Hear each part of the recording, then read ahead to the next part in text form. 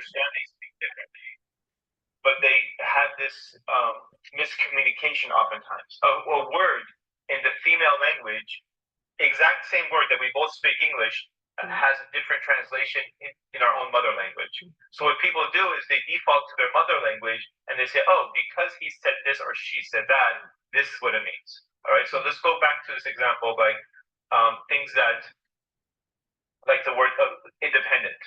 A woman will use the word I'm independent, but the way a man understands that, because men take things literally, is completely different than from a female's perspective. And this will go back to what we're talking about, the cultural aspect. So, for example, a woman will say the word independent in her terms. She may be saying, oh, look, you don't feel like I'm dependent on you. I'm here to contribute.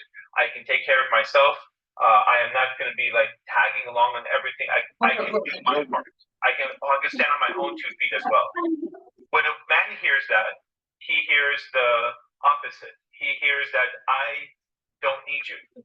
I'm independent. Because Islamically, that's actually what the way independence is the word used. When Allah subhanahu wa ta'ala is independent of his creation, he's the only one that is truly independent. The rest of us human beings, like whenever we think we have accomplishments or success, we are not independent. We all need each other somehow, some way.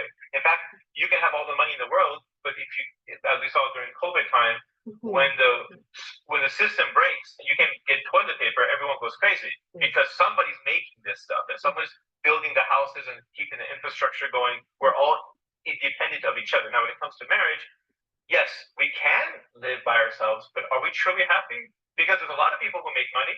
They're by themselves. They're doing things. They're paying their rent and living as adults, but they're not happy. And that's why they'll say we're independent, but they're always looking to get married. So in the end, we can take care of ourselves, but it's not truly the way Allah subhanahu wa ta'ala has designed us. So when you're communicating with the opposite gender, you have to use terms that they understand in their language. It doesn't matter what it means to us. We have to understand how they think and how they understand things. And this is both, by the way, for both men and women. You have to understand from a male's perspective how women think. And generally, men have to do that if they want to be successful. Men cannot say, you know what, I'm just going to be the way I am and some woman will marry me. It doesn't work that way. You have to have certain, understand like what women are attracted to. Women want someone who provides, someone who protects, someone has emotional intelligence. Do you think the average guy even knew what emotional intelligence meant? It doesn't know. So he has to go look this stuff up. He has to understand that they want a man who's confident, a man who's understanding, a man who listens, a man who's... So how do men, the successful ones, the ones who get the female that they want, how do they know all this? Well, they learned by listening from the opposite gender. Similarly, women today, because there is so much competition with women looking for the good man, they have to also figure out, okay, what is this good man looking for? Like, you shouldn't care about everyone else. You have a certain criteria of things that you're looking for in a spouse. So you think to yourself, okay, a man who has all these check boxes that like almost all women want, what does he want? That's a question that majority of women don't ask themselves, and they don't know. So if you understand what he wants, then you can become that person similarly to that guy who has all those check boxes, who learned what women want, and he's now the one who's quote unquote the prize. He's the one that everybody is looking for.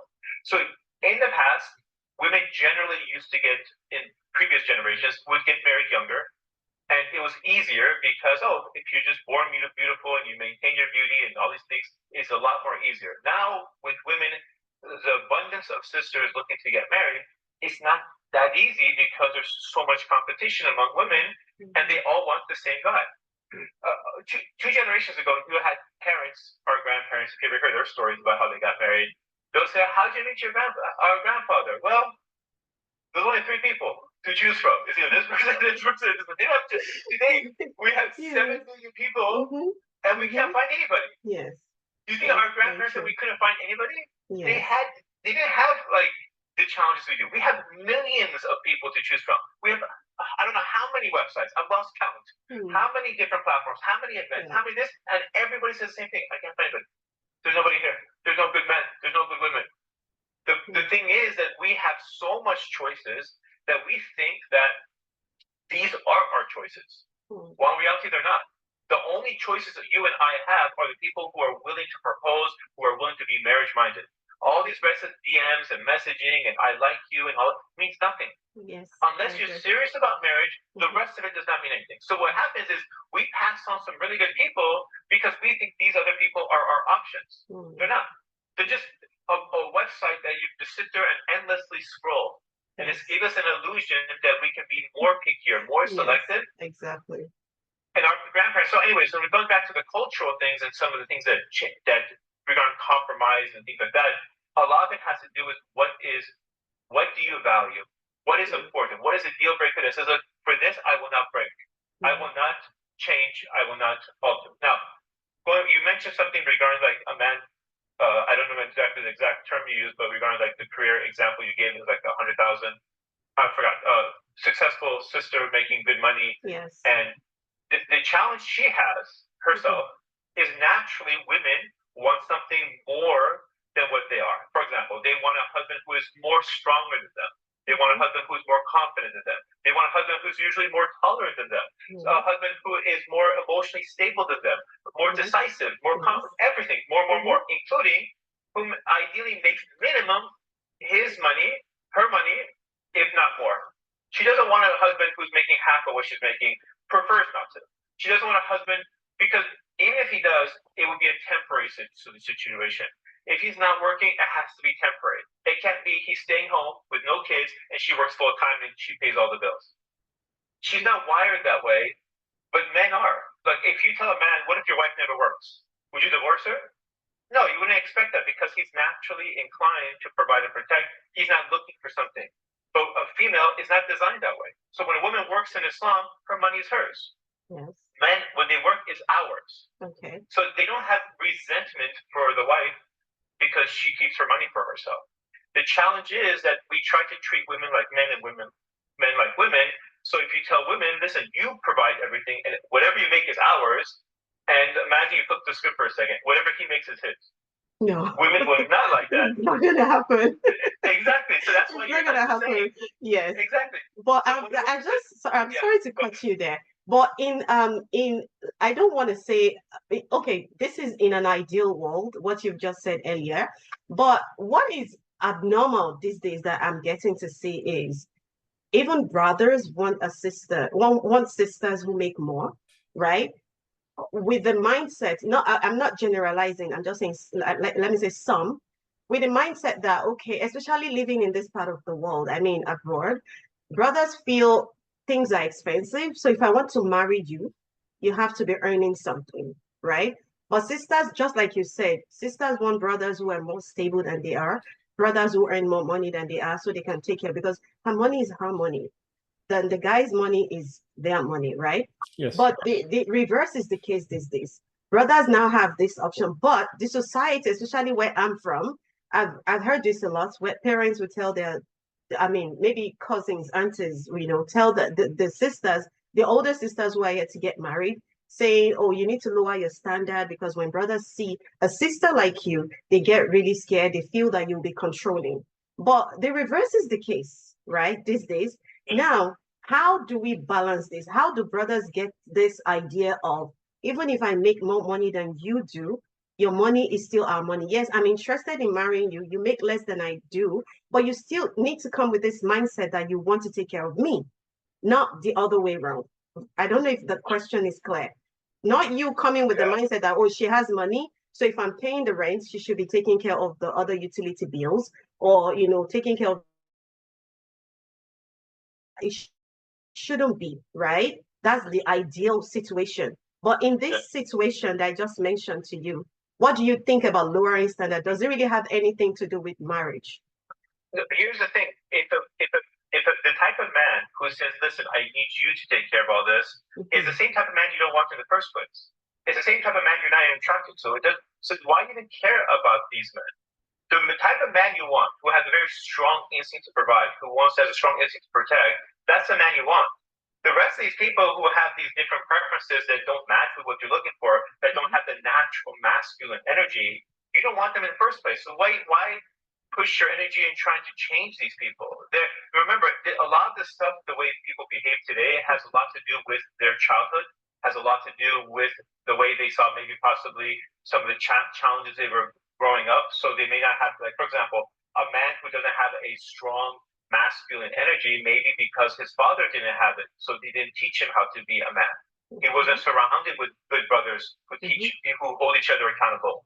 So you can't change that as a person through courtship phase. They may need therapy, or they need to be around the right people to change that and develop that. Yes. But you in the courtship phase, you can't say, okay, how do I change this guy to make my own version? You can't. That has to come within the person themselves. Yes. So now you have to look for a person who fits with his certain mindset, what he's looking for. Now you have to keep in mind, everything that you want in a spouse comes with consequences. This is I oftentimes teach. Last week I was teaching a class about Muslim personalities and the challenges of, if the person has this personality, these are some negatives you should accept. If they have these personalities, are some negatives you should accept. It's something a lot of people are not familiar with. When they take the personality test, they're familiar with all the great things about your personality. But all of us, including myself, who are listening to this right now, we know that we have some good things about our personality, but there's some weaknesses that come with us too. There's some challenges that come with us too. So, for example, if a person, like, let's say you want a husband who's very ambitious, many women do.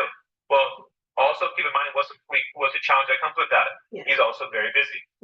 He's not home. He's not sitting at home like another husband is. Yes. This other husband who's always home, yes. he may not have the ambition. So which one do you want? I want both. I want to be ambition and I want to be home and relax. You can't have both. You will never get married. Yes. I'm telling you right now. Yes, I agree with that. Yes. But unfortunately, when sisters now choose the healthier routes, I'm talking from experience, because I mostly work with sisters. When they choose it, like a brother who can take care of them, a brother who doesn't even have what it takes to take care of the sister, and she says, okay, you know what, I'm not interested. I don't want to do this with you. Like, let's say in a community where they all know that the sister is looking for a husband and there are brothers available, but they don't meet all these criteria. Unfortunately, the sisters get judged. They get called names. They get called picky, choosy by the community. This is what's happening. This is what I've heard. I've heard mothers talk to me as a matchmaker, say, oh, we brought this brother, she says this, we brought this brother, she says that, she has this complaint because the brother is not. And I keep telling her to manage it. With time, maybe the brother will nobody knows the future. The girl is just, really scared for her future. She's just really afraid that, okay, this brother doesn't have what it takes to take care of me. What if I go in there and I'm not even seeing the sign that this brother is willing to improve himself, maybe financially, job-wise and all of that? How do you expect me to take such risk? Right? Yes. So in this situation, what do you what advice do you have for sisters so they don't get too desperate or to get too burdened with all these things that the society is saying to them, and just settle for any brother, or a brother who can't even take care of himself, let alone take care of the sister? Yeah, so there are brothers who don't take care of themselves. They're not marriage material. They want to get married, but they're not ready to get married. It's almost similar. I would just to do something that everyone's familiar with. I just want you to imagine a job analogy. You really want a job. You really want to make money, but your resume is empty. So no matter how much you want it, and you say, okay, these people come in for job interviews, what should we do with them? Well, it doesn't matter if they come in for job interviews. If the person is not qualified, he's not qualified. If you want to change that person and say, okay, you should go take this class and all this other stuff, you can advise that person, but they're not going to make a good employee for you, or they're going to make a good employer for you. Yes. So this is the part where it says, okay, stop wasting time with these people who are not good matches. Now, the question is, like, how do I know if this person is going to change or not? The question you ask. Well, you have to look for signs of possible change. When someone's going back to job interview analogy, they have no idea if you're going to be a good employee. You have no idea what this employer is going to be like.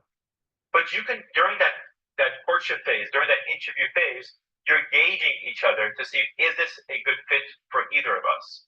So the type of questions you ask and the quality of questions you ask makes a world of difference. Let me give you an example. A lot of Muslims that I interact with, not some, majority, ask terrible questions. They ask questions that don't do any filtering. They ask questions that allow people to tell them what they want to hear. I'll give you an example. Let's say prayer is important for you. Sister, what question do you think the typical Muslim will ask each other if prayer is important? What kind of question do you think they'll ask each other? Yes. They'll ask what? They'll ask, do you pray 5 times a day? Okay, I say yes. How do you verify that? How do you know what I'm saying is the truth? What if you Exactly. ask me if I'm a what if you ask me if I'm a liar? Maybe you ask the imam in the masjid. If they say, ask me if I'm a liar. Are you a liar? You lie? You're not gonna tell me you're a liar if you are. Exactly. So if it's based on the honor system. That's imagine you go to the airport and they say, okay, is there explosives in your luggage? No, there isn't. No. Okay, thank you. Please go ahead. I said, well, how is that security? That's not security. That's ridiculous. So let me tell you how we do it. You ask questions that person cannot tell you what you want to hear.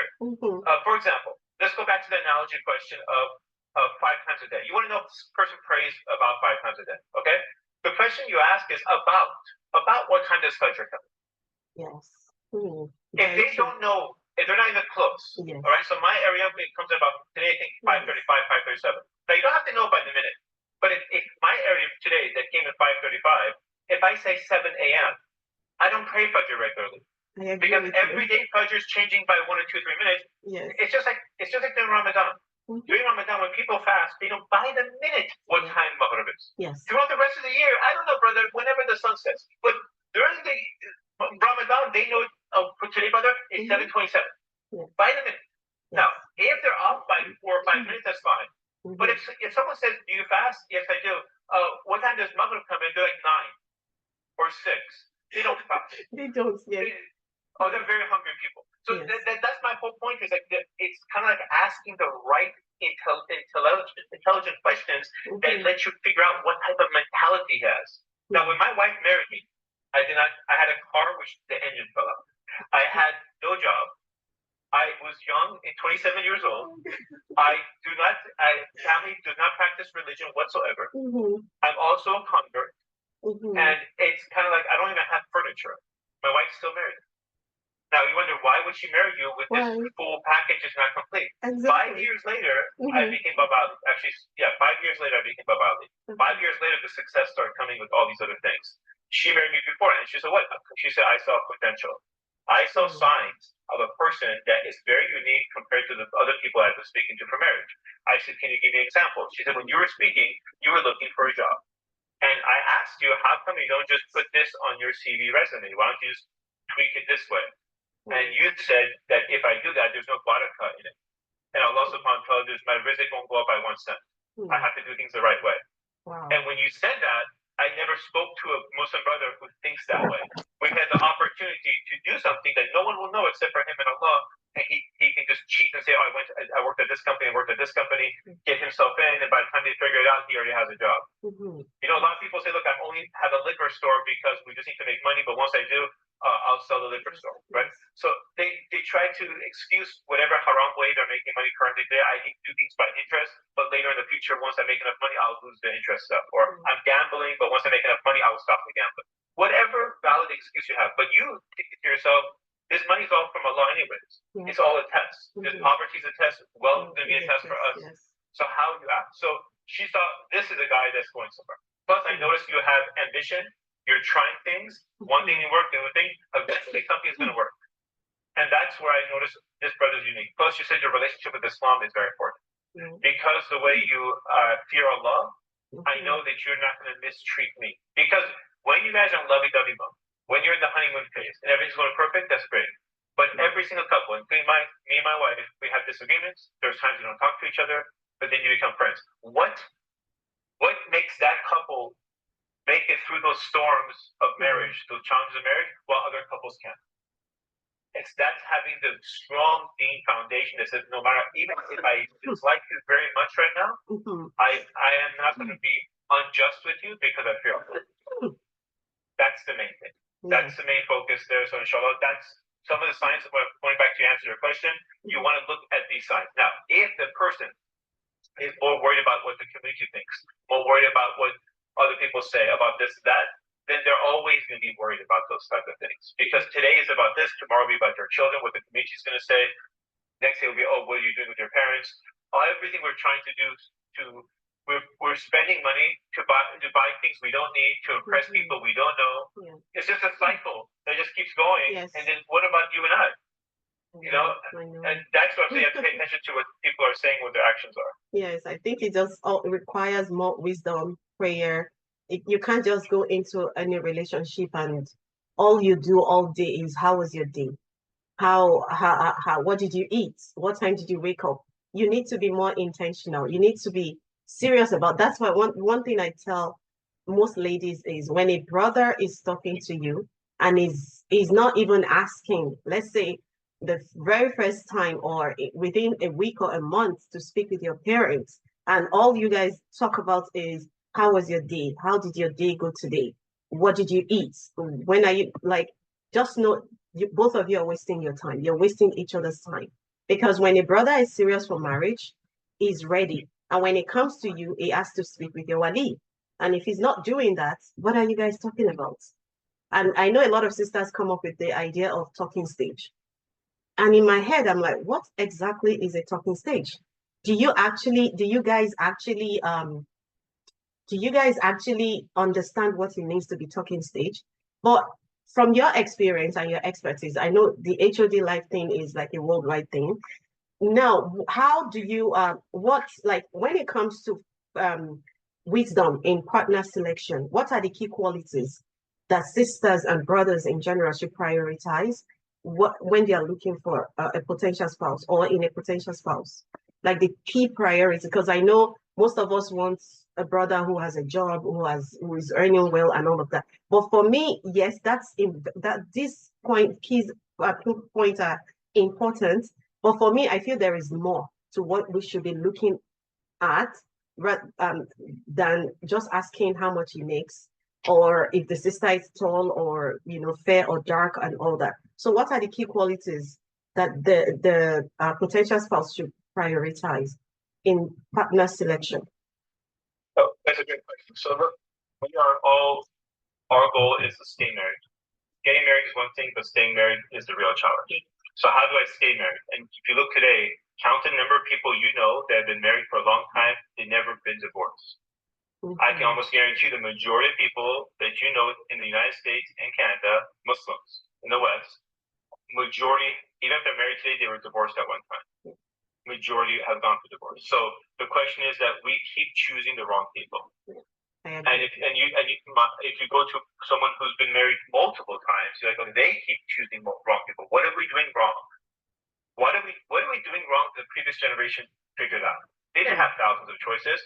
They figured it out and they got married and they stayed married for 20, 30, 40 years. Our generation is not getting married for 40 years, by the way. We're not getting married. If we get 5 years, that's a big, big deal. That's their 40 years. So our parents are worried when they come to us, oh, we don't want you married from outside of our culture. It's not that because the same culture will work out. Because what we're doing is scaring them. What they see everywhere, we hear more divorces than marriages. What is going on? So are we just bad choicers? Like we don't know how to choose people? Are we not looking for the right things, as you were mentioning, for example, this question? So let's go to things to talk about things that are important. Things what I find value important are things that are going to make a difference when it comes to marriage. If we have the same culture, let's say we're arguing right now. How does our culture help us pass this argument? How does your beauty or my wealth take us past this argument? How does because a lot of the stuff you're looking for, I can tell you 1 second. Let me show you how invaluable it becomes very quickly. Let's say a sister finds a man who's very attractive. That same attractive man talks to you and belittles you in front of others. How attractive is he now? Does that attractiveness still in every one of your friends that he's so attractive, but he belittles you? Now how attractive is he? Now it went from 10 to 0. So what happened? Because of his character, because of the way he interacts, the way he treats you, he can go up and down of things that he was gifted with. Things that he was blessed with money or blessed with looks, etc. Same with the female as well. Now flip the script for a second. What about the same character? He's not the most handsomest man, but he's not this ugly either. He's just okay. He's not bad or good. He's okay. But that one was okay. He treats you well. He loves you. He cares about you. He makes you feel like a woman. Doesn't he become more attractive? Doesn't that attraction grow over time? So the same way it can go down, it can also come up. So now we have to think about what is more important. The things that they have no control over, the way they look, the skin color they have, their appearance, or the things they do have control over, the way they act, the way they behave, the way they treat others. So now you have to think to yourself, okay, how do I know he's going to treat me okay? Because he's nice to me during the courtship days, but and many women say, look, he was great during the talking phase, but as soon as we got married over time, his true colors came out. Well, the reality is those true colors came out earlier, but you were not paying attention. See, the thing is, when we need something from somebody else, we act a certain way. But when we don't need things from other people, then our true colors come out. So now you have to pay attention to how does he treat the insignificant people in his life? The person maybe who cleans his house, or the person who's sweeping the floor, or the person who he cannot benefit from, the waiter, the waitress, any situation. How does he act? The cashier who takes his order and they messed up on the order. How does he act with those people? Then you see the person's true colors. Then you see who you're really dealing with. Not the way he treats people that he needs something from. Because people who put on a mask, they will act a certain way. So the question here is now, how do I figure those things out? Because I can't walk around and follow him everywhere around. So what you do is you ask questions that actually have, you're looking for answers to different questions. For example, one of the questions I often give people is, when I workshop, is that, do you think the world needs more justice or more mercy? Now I'll ask you that question. Do you think the world needs more justice, or do you think the world needs more mercy? With all the things that are happening in today's world, what do you think we need more of? Justice or mercy? I'll say mercy.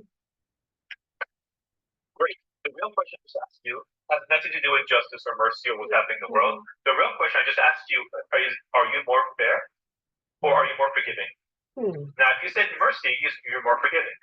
If your future husband says, I think we need more justice, he's a man who's more fair. Oh my goodness! Wow, this is interesting. Okay. So he wants things to be fair and just, and we are lacking justice, and this is why the world is the way it is. Two different views. So now you're thinking, okay, what's the right view?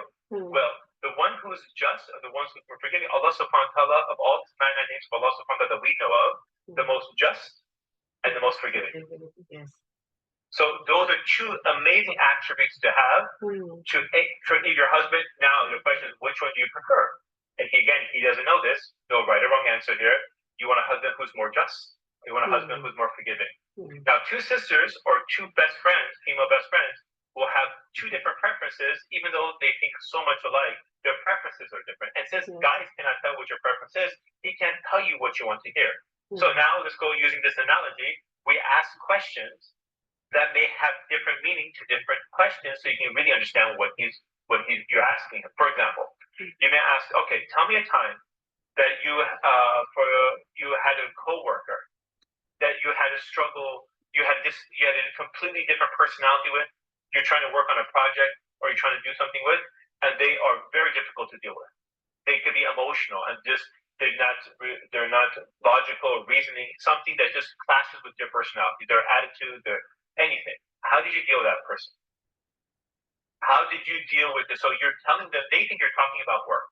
You don't really care about their work. Yeah. You're asking something completely different. Another way you can ask questions is ask a lot of questions about their friends. And don't ask any specific. I don't tell me what the names are. I don't want to know no backbiting. But tell me one of your close companions or one of the friends. What do you like most about them? And they're okay, blah blah blah blah blah. Yeah. Okay, what do you like least about them? And they'll say blah blah blah blah blah. He always does this. Fantastic. Now let's go to another friend. What do you like most and least? Most and least. Do this a couple of times and notice consistency of the least. If all his friends do drugs, he does drugs. Now, why is he being very transparent and clear about their friends and not by himself? Is because he doesn't want you to marry his friends. Similarly, if you're a female, you're not going to talk about how great your friend is, you should marry her, unless you're not interested in him. You're going to be transparent. You're not going to try to hide all of her flaws in this. You want yourself to stand out, not all your friends to get married, and you just in there and just advertising all your friends. So you're not speaking to him to help your friend get married. You're speaking to him and just being honest. So you're not thinking about protecting her or hiding her faults and stuff. So again, no backbiting, so you don't talk about something specific, but you're generally learning a lot about them. And it goes back to Islam once again, just like I did the previous question. Your friends are a reflection of you. This is what we learned from the Prophet ﷺ. Your friends who you surround yourself with, your companions, the ones that are close, not just an acquaintance that you know at the masjid, but the ones you call close, there's a reason why they like you. It's the reason you like them.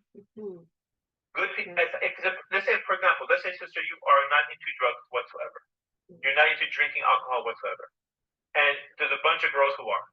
they're not going to like to hang out with you. No. And you're not going to like them either. No. Oh, she's praying again. Oh, why did always stop for her? Okay, you're so picky, you're so religious. You would bother them, you would annoy them, and they would annoy you, and that's naturally you wouldn't want to hang out. Yes. You would naturally click, and as females, you know this even better than men.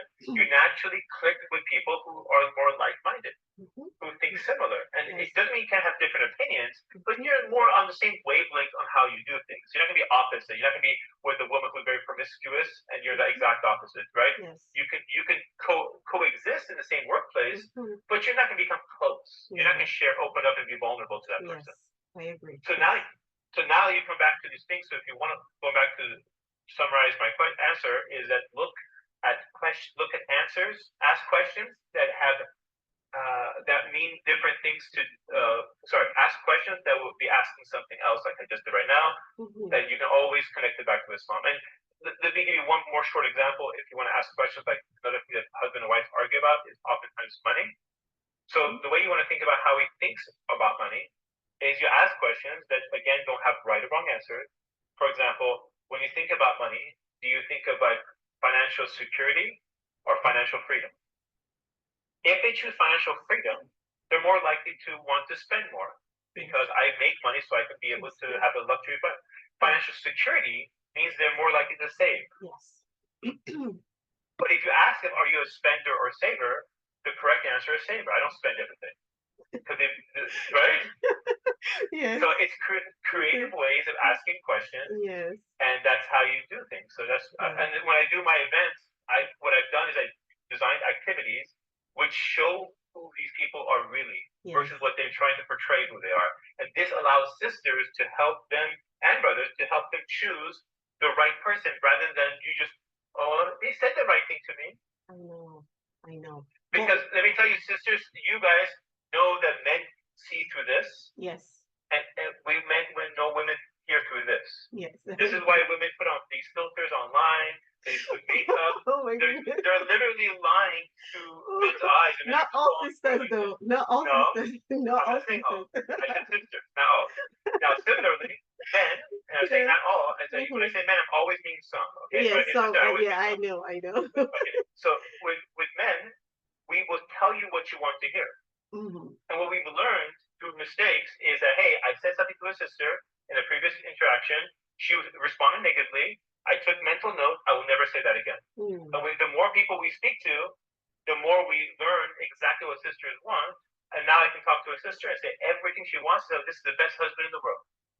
Not because I am, it's because I have learned that if I speak the truth, I will be punished. So I will just say the words that she needs to hear. And then she's like, oh, he says all the right things. I know. And just like sisters, we're like, okay, if I wear my makeup this way or this way, he doesn't like me. So I would just learn and learn and learn. I figured out what works with men. I know what to say. I know how to soften my voice. I know how to be agreeable. I know exactly what to do and say to he's attracted to me. It's a game. But Baba Ali, do you think that will last? Like if you have to exactly. Because for me, I'm not saying we should do this, by the way. I'm against it. Yeah, I'm just saying that I see a lot of this happen with brothers and sisters. They just want to, when they're seeking a spouse, they want to show you what you want to see. They want to tell you what you want to hear. But for me, I fear the result of that, which is what you've just said, because in the end, your real person, your real character will show up. You guys will get to know the real you, right? And in the end, you might end up not liking what you're seeing. So why not just be real from day one, irrespective of if the person is going to stay or not? And I always talk about tawakkul. No, I mean, whatever is meant for you, have that trust in Allah that whatever is meant for you will not leave you, and whatever is meant to miss you will surely not stay with you. So for sisters, for me, I believe you've heard what he said. Just be yourself, be real. Do not change who you are, except if you need to improve. If you know that within yourself, you need to have some personal growth, you need to improve on some attitude that you have, that's fine. But let your spouse know who you really are. If you have to get married as a brother, let them know how much you earn. Let them know where you live. Let them know what you stand for. So you don't give a different story the first time, and after marriage, the sister or the brother is saying something different entirely. It can be really scary because for me, I think I'm just really tired of the rates at which the divorce is happening in our society. I know a lot of people say, oh, we can't help it. It's bound to happen. But for me, I strongly believe that we can help it if we really do. Yeah, if we really do the assignment from day one properly, we can actually prevent divorce. Divorce is not just waking up and going for a party or going to work. It doesn't. It's not like that. Divorce is deeper than how we all view it. Yeah, it takes a psychological effect on people, and they don't Yes. realize that there are actual studies on this. By the way, you guys can all look up all the stuff I'm telling you guys. The more if the first divorce that you go through will increase the chances you go through a second divorce. So Yes. people who've been through two divorces, there's a 74% chance you will go through a third divorce. Yes, I agree. But if you've never been through, if you've been through one divorce, there's a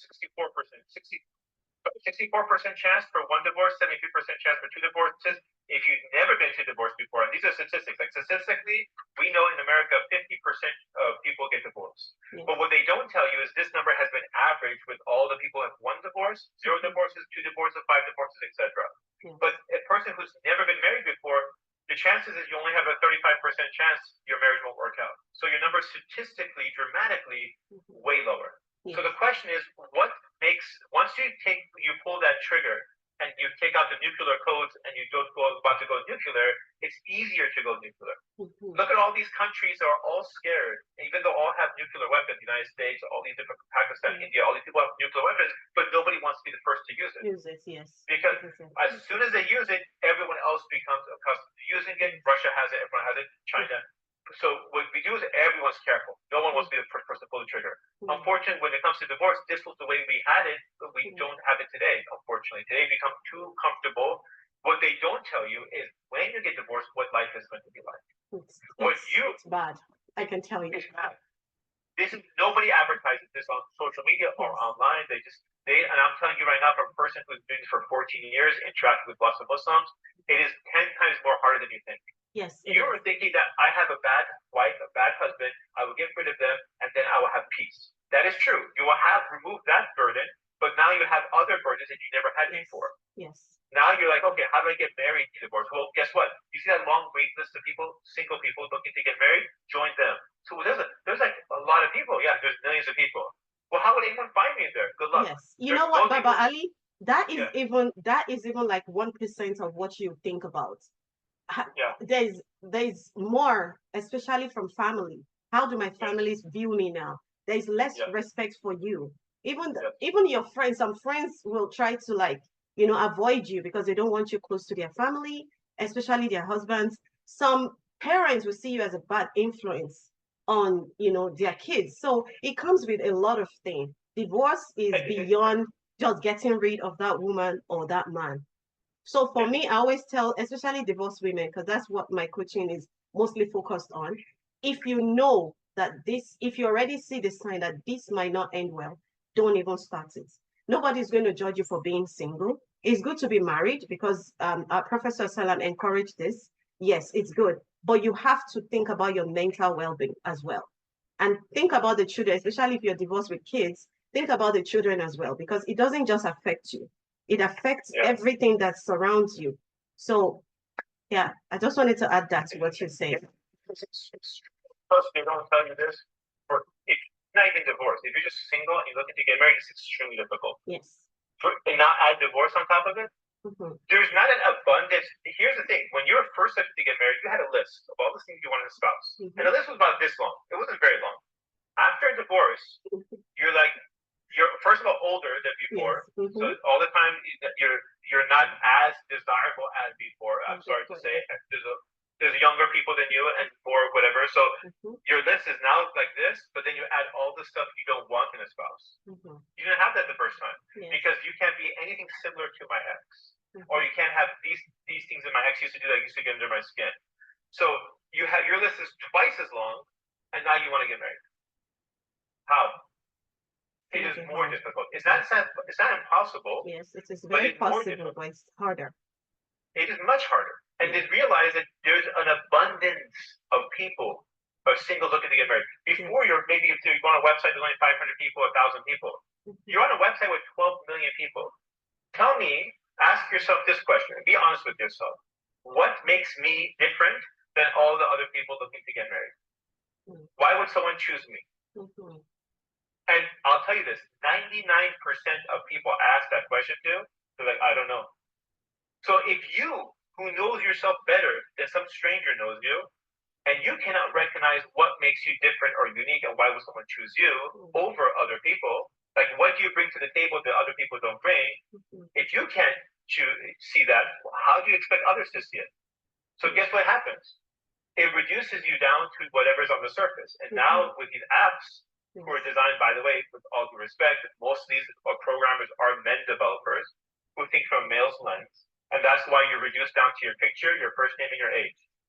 So this is why you've been swiped like this. Any woman would never design a website or an app, most of these are apps now, that are just reduce you down to the guy's picture. And you just go like this. You pick it 2 seconds so you want to use. If a female was a developer to design these websites, they will put the details for each person. They would do all these type of stuff because women need details. They can't just have a guy's picture. He could be a handsome guy and girls won't marry him. You have to have more than, he could be the most handsome guy. If he doesn't have anything else and just handsome, he just stays home and does nothing, it doesn't work, just won't marry him. Right? But the men don't think that way. Because if a woman is beautiful enough, we don't care if she works. We don't care if she's intelligent. We don't care this. We don't care if she has an attitude. We don't care if she has a little bit of anger. She could be a little bit of entitlement. She can have all these things because she has beauty. Similarly, women will give a pass to men. Again, these are always some men and some women. That if a man is successful enough, we don't care. Okay, he's not the most handsomest guy. He's not the most best fit person. Like he doesn't have a six-pack or anything. But he's successful. He has status. He has all these different things. I will give a pass to him. The thing is, you wouldn't give the same pass to somebody else who doesn't have a job, who has no education, and you wouldn't give the same pass.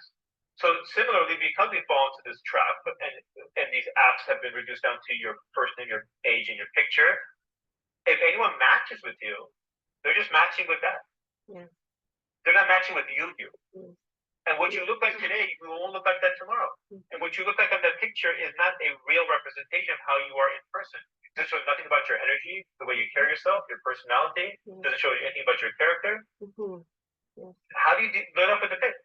And if people are going to decide in 1 second, what are we doing here? It's not Amazon. You're not going through a catalog and deciding what you want to purchase.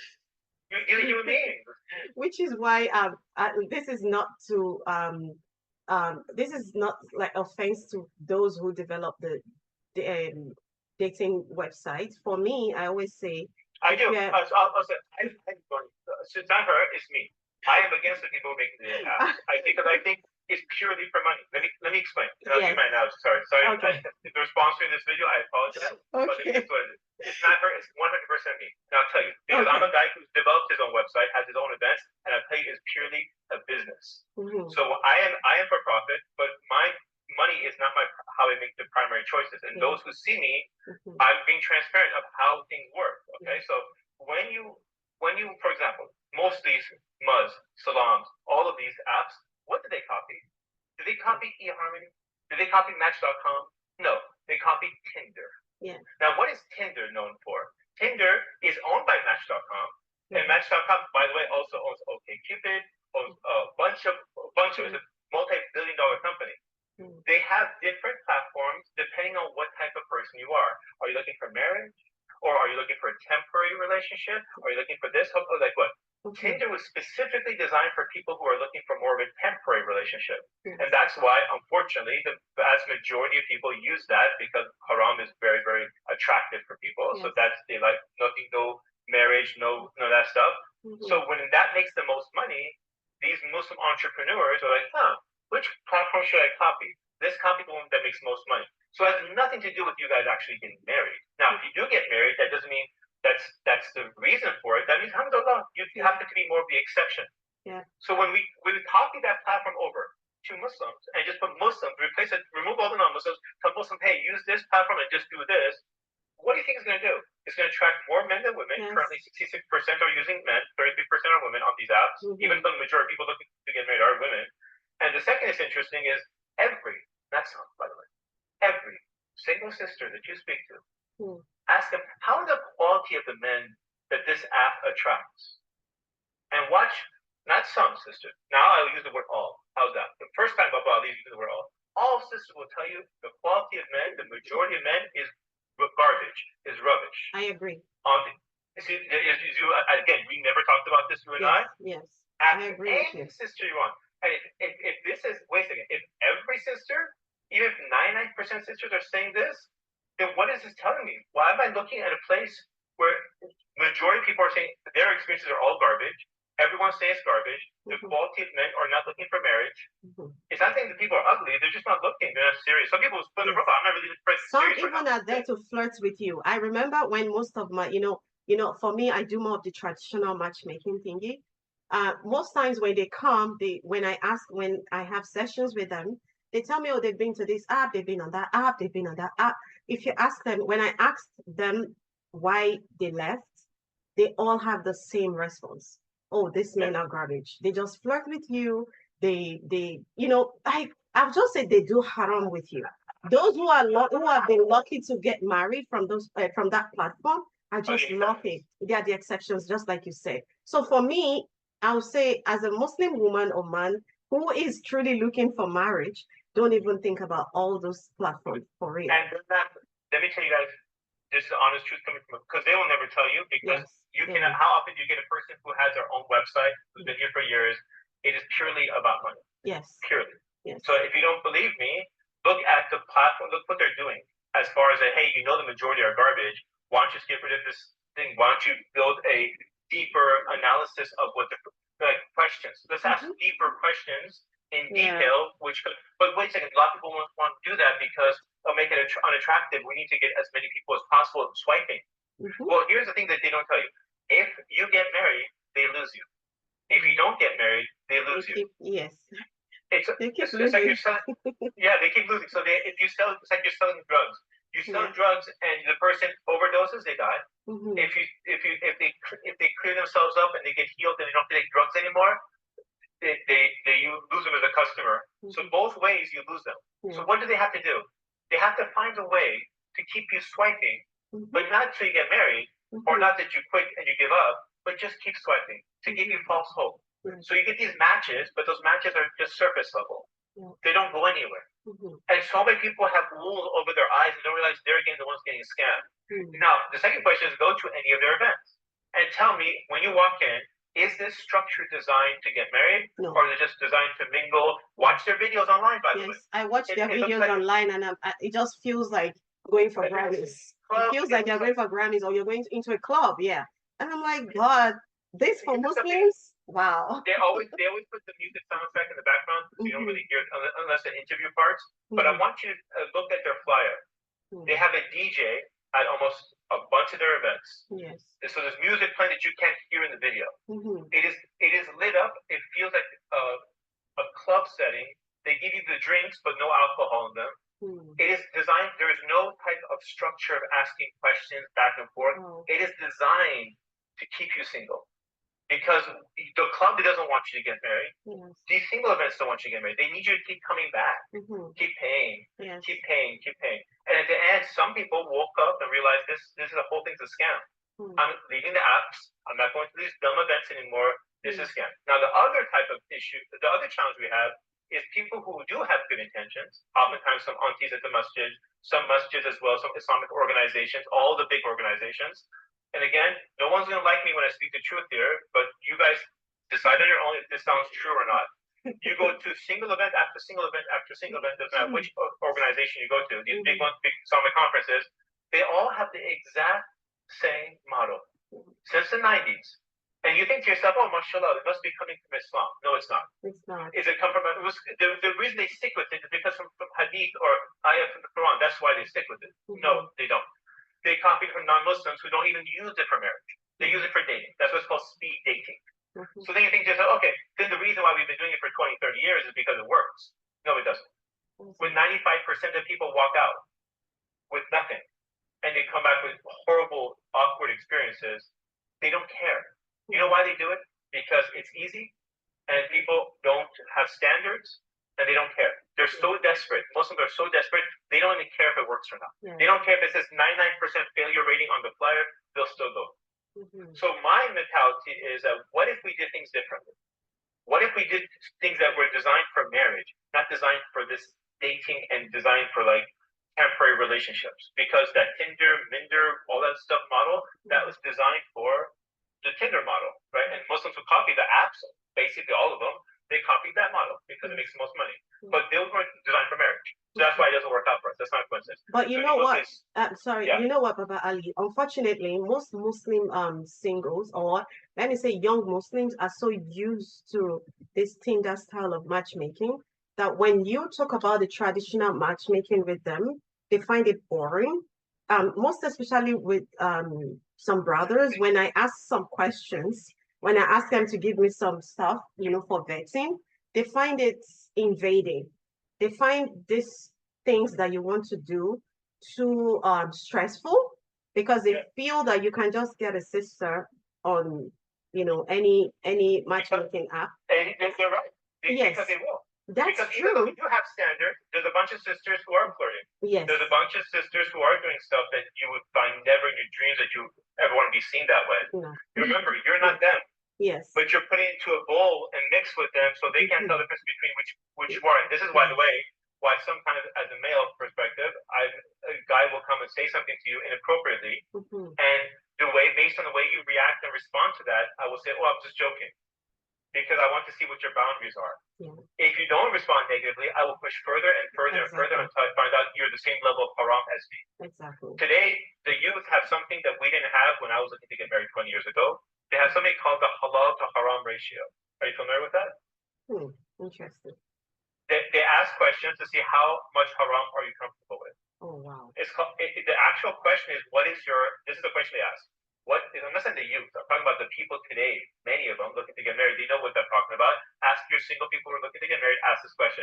Have you ever heard of the halal to haram ratio? I'm lucky to know. I'm lucky to not have been in that situation, because for me, I'm very strict and I go straight like, this is it. These are the rules. These are the standards. You have to follow this, and that's it. It's become so popular. They made a website called MuslimRatio.com, where you can find out, see how much haram you're comfortable with, and when you go and then they do a quick quiz, and you can ask. So most people, they just ask, what is your haram to halal ratio? So when you're at a speed dating event, what's your haram ratio? So it's become just accustomed to, hey, what's your halal to haram ratio? And you just go there and just answer a bunch of questions. Like, are you comfortable with doing this? And some of the questions will feel very vulgar, very inappropriate. But remember, this is a different world than when you and I were looking to get married, etc. So this is different mentality, different mindset. Yes. So unfortunately, this is the world we're living in, and this is the world, unfortunately, is becoming uncomfortable for each other. So what I said for people is like, there is alternatives to all these things. So my alternative of doing half our deen is, the challenge is that I do not reach the majority of people. I will never have millions of people on my app. Never. because the majority of Muslims are not quality, serious Muslims looking to get married.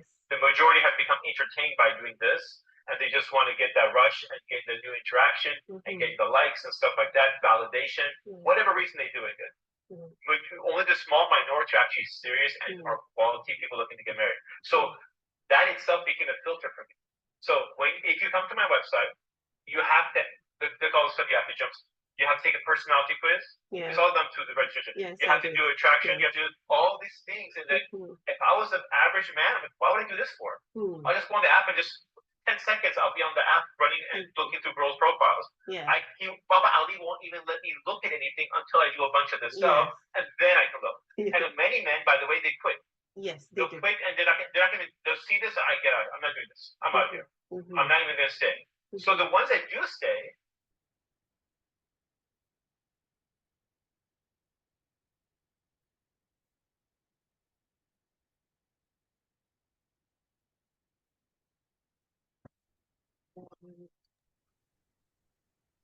I think something happened, or live went off. I think so too. I'm just going to I'm going to go on live again now. Okay.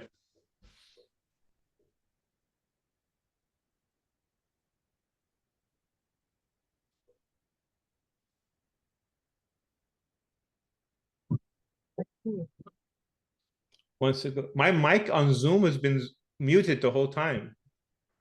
Yeah, I think I know. I observed that. Okay. I think I muted it. Yes. Okay, no problem. Okay, Okay, I'm so going back there. I'm muted here. So okay.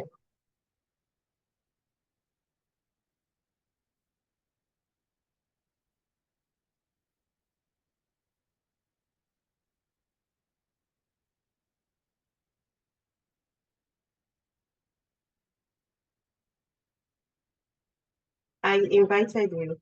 Let me see that. Okay. Yeah. Okay, welcome back. Sorry about that, guys. I don't know what happened. So I guess we'll give it a few seconds for everyone to jump back, inshallah. So we just got disconnected. Yeah. So while we wait for them, I do have one very interesting question here, though, which is something I also deal with my clients, which is dealing with rejection and disappointment. And I purposely want you, I'm interested in you responding to this based on your experience with sisters, because I'm sure you have questions. You have people come to you to ask questions at your events. And I just want to know your opinion. I want to hear your opinion on this, and it's about rejection. Rejection and heartbreak. Of course, we know that's part of the journey to finding the right partner. But how do you think Muslim singles can approach these challenges without losing hope or compromising their self-worth? And I'll share a very good example. I know a sister who was once divorced, and then she tried a lot. Like she did a lot to find a spouse, but it was really hard. But by the time she got married again, I realized that her appearance, as far as her faith is concerned, of course, I don't live with her, but her appearance changed completely. And I'm like, okay, there is a huge compromise here, right? Because if the way I'm dressed, I appear as a Muslim, I represent my religion, which I'm always proud to do. But now, if I say I want to get married because I was divorced, I want to get married again now, then my hijab is off. Then something is wrong. There was a compromise that went into that marriage, right? Probably I felt my self-worth was, I didn't have that anymore, and I needed to upgrade to the world, standard. So what advice do you have for singles who are already losing hope or are willing to compromise their faith in the search for marriage? you have to ask yourself the ideal spouse that I'm looking for, what are they looking for? This is what I've noticed, and you'll notice that when people don't know the answer to this question, they become what they're looking for. A lot of sisters say I'm strong, independent, blah, blah, blah. They're not, they became that because that is what they're attracted to. They want a husband who is strong. They want a husband who's independent. They want a husband who's ambitious. They want a husband who's successful. They literally became that. There's many men who are looking for a very beautiful woman who's soft and agreeable, etc. And you notice many men today focus a lot on their outside appearance rather than being a strong provider. They focus on being very agreeable. So they'll just tell you what you want to hear. And when you say something, they will not challenge it or whatever. There's, okay, yes, everything. And you just don't like that because you just feel like the nice guy, the whippy guy, right? And this women say, okay, why is he acting like this? It's because he's trying to become where he thinks this is what women are looking for because this is what I'm looking for. So women think this is what he is looking for, this is what I'm looking for. So you become what you are attracted to rather than understanding what the opposite gender is looking for. Now, when you don't understand, you'll do these mistakes of like, I'm just going to take off my hijab to get married. Because you think that is how you can attract the man. Now, it will attract certain men, but it's the very men that you don't want. When you act like I'm strong, independent, blah, blah, and you come up with that verbiage and this energy, what men see is, oh, that sister's taken care of. You don't need anybody. And I have a strong instinct to be needed and to take care of somebody. And if you're already taken care of, I don't need to fix anything. I don't need to develop anything. You're already good. You're 100% on your own. MashaAllah, sister. As-salamu alaykum. So women think to themselves, oh, he must be intimidated because of me. Right? So again, why do they come up with this analogy? It's because they, again, translate it to how they would respond. Or he must be insecure. That's how they would respond. Women are naturally more insecure. Women are naturally feeling intimidated because this guy has all these things. I don't feel like I have it. So what they do is when they see a negative response that they don't like, they translate it to what it means to them, and then they will say, okay, this is why he's doing it. So when females give other females advice, they're also internalizing it and translating it into the female language, and then giving it back to the other females, and then females are like, oh, that's why. So what happens is this behavior of whatever we're doing is rinse and repeat over and over again, and we're not attracting the right people. Well, the definition of insanity is to do the same thing over and over again, expect different results. It doesn't work that way. Similarly, men will give other men bad advice, and hey, you should do this. Like, I'll give you an example. One of the bad advice that men give, and I just saw this 2 days ago, a brother who told another brother that I don't get dressed up for singles events because, it's kind of like, oh, women will think you're trying too much. And women don't like it, that. I have never, ever, and I said this in fact in one event I was hosting, I have never, ever met, we've done 84 events so far, by the way. I've never met one sister, not even an exception, that says, oh, if a man is dressed up really well, he's trying too hard at a singles event. This is bad advice that comes from men to other men, which makes men dress up down. So sisters, when you see a guy dressed in a t-shirt and he's coming to a marriage event, he's gotten bad advice from other people, and he thinks he's doing the right thing. He's translating in his way what he thinks women would understand. Now, he doesn't think that just because you're dressed up that you're trying too hard. He just thinks that if a man is doing it, it's not good. Because, again, instead of trying to understand how the opposite gender thinks, we translate to our language. So coming back to the hijab question, if you take off your hijab, then you are attracting a man who doesn't care too much about that. And if you care about that and it's true to yourself, and it's important to you, and your relationship with Allah is important in that aspect, then you want to attract the right type of person. So yes, you will attract the person, but now you're attracting the wrong type of person, and then you're never going to be happy. So it's being a level of impatience that I want to fast forward and say, hey, let me just do this and let me do this. And yes, fast forwarding will get other people, but then you're not going to be happy. You have to be patient and understand, look, I will attract the right person if I do the right things and be the right person that person's looking for. So what is the conclusion of all this? Learn what the opposite gender wants. Look what they're looking for. Look what they value. The real opposite gender. The real opposite gender. And understand the type of person that you want. So for example, a woman will say, oh, what do you want? I want a husband who has certain dominant traits. See, if that woman has a choice between type A and type B, most women would choose type A. For their attraction, they're attracted to a man who is assertive, a man who is decisive, a man who knows what he wants, a man who's like this. He can sometimes be stubborn. He doesn't just follow what everybody else does. He's independent from everybody else's thinking. So all his friends may think a certain way, he does this his way. So to you, like, oh, these are very attractive, strong traits, this masculine man. But there's also things that come with it. He's not going to compromise on things that, oh, you know what? Why does he doesn't let me go dress any way I want when I go outside? No, exactly. I'm not going to take that nonsense. You're not going to have any male friends. You're not. Oh, he's controlling. No, to you, he's controlling. To him, he's in control. He doesn't let the situation get out of hand. He understands he's the bodyguard now. He's your protector. And sometimes the princess wants to do whatever she wants to do. And the bodyguards, no, you can't go down that street because I see things through a male lens. And if you go down that street, there are men that will hurt you or you may be put in a dangerous situation, and I need you to avoid that. Well, I don't like that. I like to do whatever I want. Well, then don't bring me as your bodyguard. Don't hire a bodyguard to protect you and say, I'm going to do whatever I want. You just want me to be accountable when something happens to you. And I can't do that. I quit. So those type of men are not attracted to the women who say, listen, I'm not going to be submissive. I'm not going to be here to listen to you. It's similarly, I want you to imagine you're hiring a bodyguard, and you're like, listen, I'm looking for a good bodyguard who does this, but I'm not going to necessarily listen to when you tell me not to go to a dangerous place. I'm not going to listen to you when you say don't dress in a certain way in this environment. I'm just not going to do it. If he's a real bodyguard and he's good at what he does, he says, I'm not going to work for you. And you say, why? Because you are not reasonable, and you want to be in control of me, and that's not how it works. I'm the one who's controlling. And I will be accountable if something happens to you, and I'll take that responsibility too. The fear that a lot of sisters have is because they have been burned in a previous relationship. They had a person who may take advantage of their position, and it's hard for them to be submissive to somebody and then having that person to have full control, or having not full control, having control over the final decision. because what if he abuses that right? And unfortunately, there are bad men out there, just like there's bad women, and you have to find the person you can trust. I want you guys to all imagine we're coming through election season coming up right now, and through the election season, not just the United States elections, but the local elections from the governors to this and that. All these people are senators or running. Mhm. All these people who are voting for these people, right? When they vote for somebody, they're putting a person in a position that will have more power than they will. They'll make decisions that they have no control over. Mhm. So how you vet these people, how you understand these people before you decide who gets that power is up to you.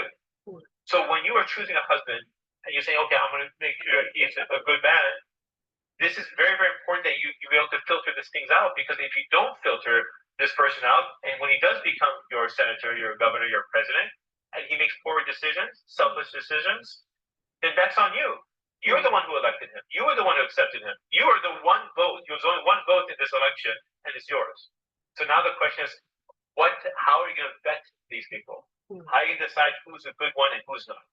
That's the key there, right? And that's what I was mentioning earlier, asking key questions that will help you filter them out. Notice their behavior in certain situations. Ask them questions that have different meanings to other questions. There's psychological questions that you can learn a lot about them, inshallah. And then there's a lot more to this, but I'll give you guys one more example. This is something we do at our events that you guys can try to do with each other, inshallah. I want you to come up with 5 words. 5 words. And I want you to put the words in any order you want. For example, hopefully you guys are familiar with the love languages, the 5 love languages. Take the 5 love languages, write them down, and then I want you to send those 5 love languages to the person you're speaking to for marriage. Ask them to order the most important to the least important. When you see the results, I want you to write yours down before you see their results, and then compare the two. If your number 1 is their number 5, there's a problem. I'll give you an example.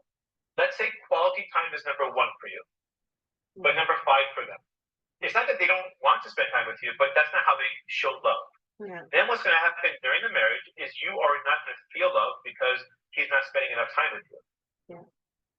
Meanwhile, his love language is acts of service, which is he does things. He'll go put gas in your car and other things that for you is like number 3 or 4.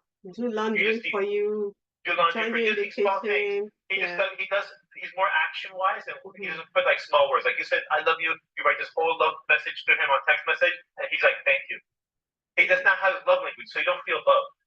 So my point is that when you see the differences in the way you think, we mistranslate it because he's not showing me long text, he doesn't love me. Because he doesn't spend time with me, he doesn't love me. Because of this, no. Look at his language, understand how he thinks, and say, is he not doing this? If he's not doing what his love language is, yes, he doesn't love you.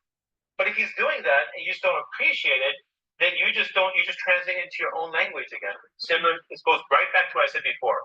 That's one. Another way you can do 5 things is, you can just put anything, by the way. These are all these things that I'm telling you are done on Hafardeen. Every person on Hafardeen has done the love languages. Oh, not every person, all the new people. There's love language to do all these different things. They put words in order. So here's 5 ones that we do that you guys can do manually when you're speaking to somebody. You can send it to them. When you buy things, convenience, style, quality, quantity, or price. Put them in the order that generally when you purchase things, what's the most important thing? Again, if price is number 1 for him and style is number 1 for her, it doesn't mean they're not matched. Let's see what the next numbers are. And then you keep going down. The last thing for her is price, and the most important thing for him is price. Maybe he seems to be a little bit more frugal or pay attention to detail, and then she's like, I don't care about how much it costs. As long as it looks good, I'm buying it. I don't care if it costs $5,000. They're going to have disputes. Yeah. And the last but not least is friends. Come with 5 qualities, and you come up with your own words if you like, and say, well, how do you choose friends? Someone who's sincere, someone who's loyal, someone who's honest, someone who's trustworthy, just give them 5 words. And say, what's the most important thing? And make all of them appear as good words. Don't put like, oh, they're a liar, and then they're a good person. No. 5 good words and tell them to order them and see, does their order match with your order? Or is it similar? It doesn't have to be exactly, but are we thinking opposite of each other? Maybe you want to look at, are we opposites? If we are, it doesn't mean we're not a match. We just mean we need to understand each other and talk to each other and communicate with each other. So when you ask questions that just have right or wrong answers, people are going to tell you what you want to hear.